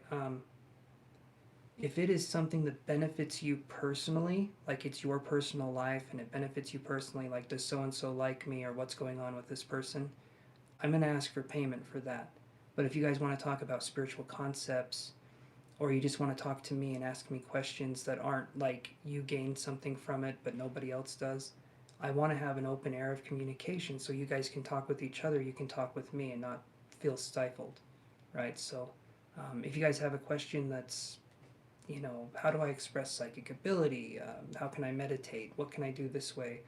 Or just wondering something, go for it. I'm not going to be like, well, you owe me $10 for that. No, let's have some communication if you guys want to. I feel like community is more important now than ever, especially after the big vid hit, right? I do feel like community became more important. And now we have something I didn't have growing up. We have the internet, right? I didn't have that for the longest time, and I certainly never thought I'd be doing this as my job. But here we are.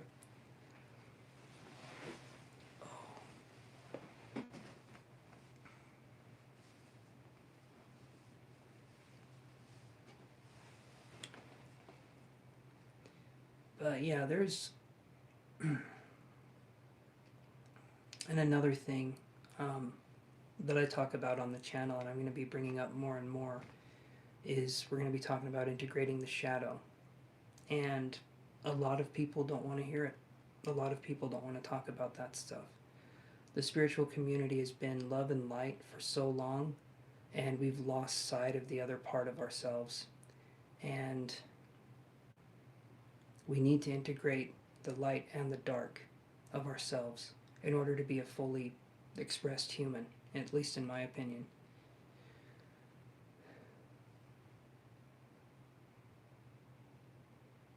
Okay, Chris, that's a good question. How can one let go? Okay, so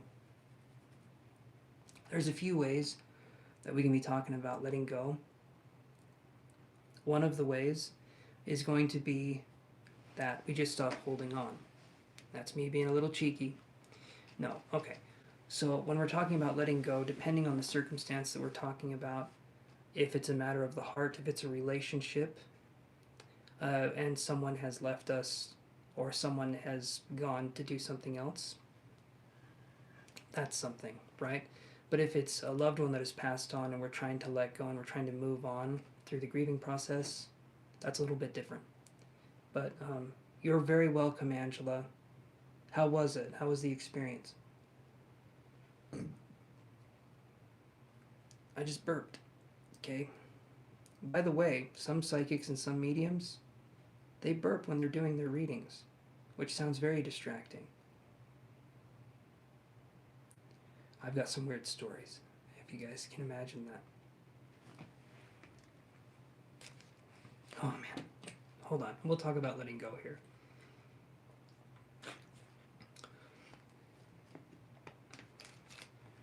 So the reason why we want to let go in the first place, obviously, is because we're holding on to a specific outcome with whatever it is that we're invested in, right? So there becomes this feeling of desire. We desire to have a certain outcome with something, and when that does not happen, we realize that we need to kind of feel the pain, right? And pain teaches us the places where we can heal. That's going to be one thing that we can talk about, is that pain seems like this very negative thing. Pain seems like it's the thing that we never want to feel. But what pain does is it shows us where we need to grow and what's going on. Think of it like this, okay? If pain wasn't such a good teacher, why is it that we get pains in the body? We get chronic illnesses, we get pains in the body. That's the body's way of screaming at us to pay attention because we've been ignoring it for so long. It's not necessarily a bad thing, but it's saying, pay attention to me, pay attention to what's going on here. The same with emotional pain. It's getting us to pay attention. So sometimes the reason why we're holding on to a situation, maybe we were in a relationship and that relationship has ended. And it could have been a very toxic relationship, but we're in a place where maybe we feel like we deserve that. Or maybe we feel like we don't know what a good relationship would look like. And so in those terms, letting go becomes a little bit more difficult because maybe we grew up with dysfunction.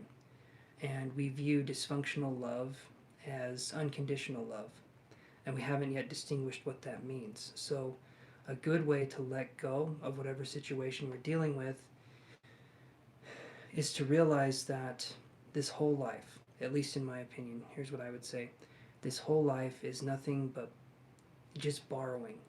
The whole time, this whole life is nothing but just borrowing memories, experiences, and at the end we give them back. Nothing is fully ours. Nothing will ever be fully ours. People, situations, events, objects. And there's a quote that said, I can't remember who said it, but it said, "We're all just walking each other home." That's what life is. The pain is showing us where we can grow, even though it's not in a way that you would say is feeling good, right? Whenever people feel good, we're not growing, generally. Whenever people are feeling really good and not uncomfortable, we're not growing. We're staying stuck in some sort of situation. If we're feeling slightly uncomfortable with life all of the time, as weird as that sounds, that means we're growing and we're evolving. As soon as we hit a comfort level and we become complacent, we kind of stop growing. Humans want to be comfortable. We don't like to feel uncomfortable. But so practically speaking, oh, thank you, Chris. I appreciate that. Thank you. So when we're talking about letting go, another thing we can do is, and I've said this before, and it may sound kind of weird, if it's a relationship, we can visualize a cord connecting kind of our stomach, like the belly button, like our belly buttons are connected to someone else. As weird as that sounds, but we imagine this cord of energy connected to another person, and we cut that cord. Okay, this is symbolic in a way because it represents being born into the world, but it also represents a disconnect, right? It represents being connected to the mother, but also being unconnected, like we're no longer physically connected, but there's a spiritual connection. So when we imagine a cord connecting from one person to another, and then we cut that cord, symbolically and into the subconscious, we're saying, I want to get rid of this connection. So we imagine cutting the cord between yourself and a toxic individual. That's going to help us have some sort of relief as well. But you can also take that energy, as we've talked about, and put it into the earth as well. There's a lot of ways we can let go, but primarily we have to understand why we're holding on in the first place. And generally speaking, the reason why we can't let go is because there's trauma of some sort that's binding us to the situation. Like I said, we're expecting an outcome. We desire something, and as soon as we desire something, we're enabling ourselves to suffer. So we have to realize if what we're desiring is actually going to be helpful or if it's going to be hurtful. And until we've healed ourselves and we've integrated our shadow sides, a lot of the lessons that we're going to learn are going to be painful lessons. It doesn't mean that they're bad. I'm not saying bad. I'm saying painful. And pain brings awareness and pain brings truth. That's what I want to talk about more on this channel, is that pain is not bad. Perception makes it so, right? So letting go is an act of understanding why we're holding on in the first place. That's the first thing that I would say. But you guys let me know if that makes sense. I'm going to take one more drink here. Oh, thank you, Chris. Thank you. That was a little loud. I'm glad you guys appreciate what I have to say, because like I've said before, if you guys weren't here, I'd just be talking to the wall. And the wall is not very good at listening. Not really. But I appreciate having you guys to talk to. And hopefully that was helpful. You too, Pris. You have a good night. Everyone else, I think I'm going to take after Pris here and talk about leaving, having a good night, eventually crawling into my sweet little shoebox and falling asleep. That's where I sleep, is in a shoebox. So, you guys get to learn something new about me every day.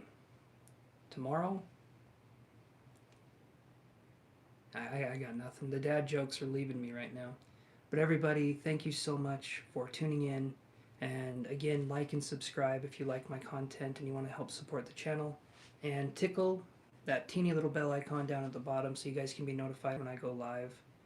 And yeah, I'll see you guys later. Thank you so much. And toodaloo, ta-ta, and all that jazz, everybody. Bye. Let's go here.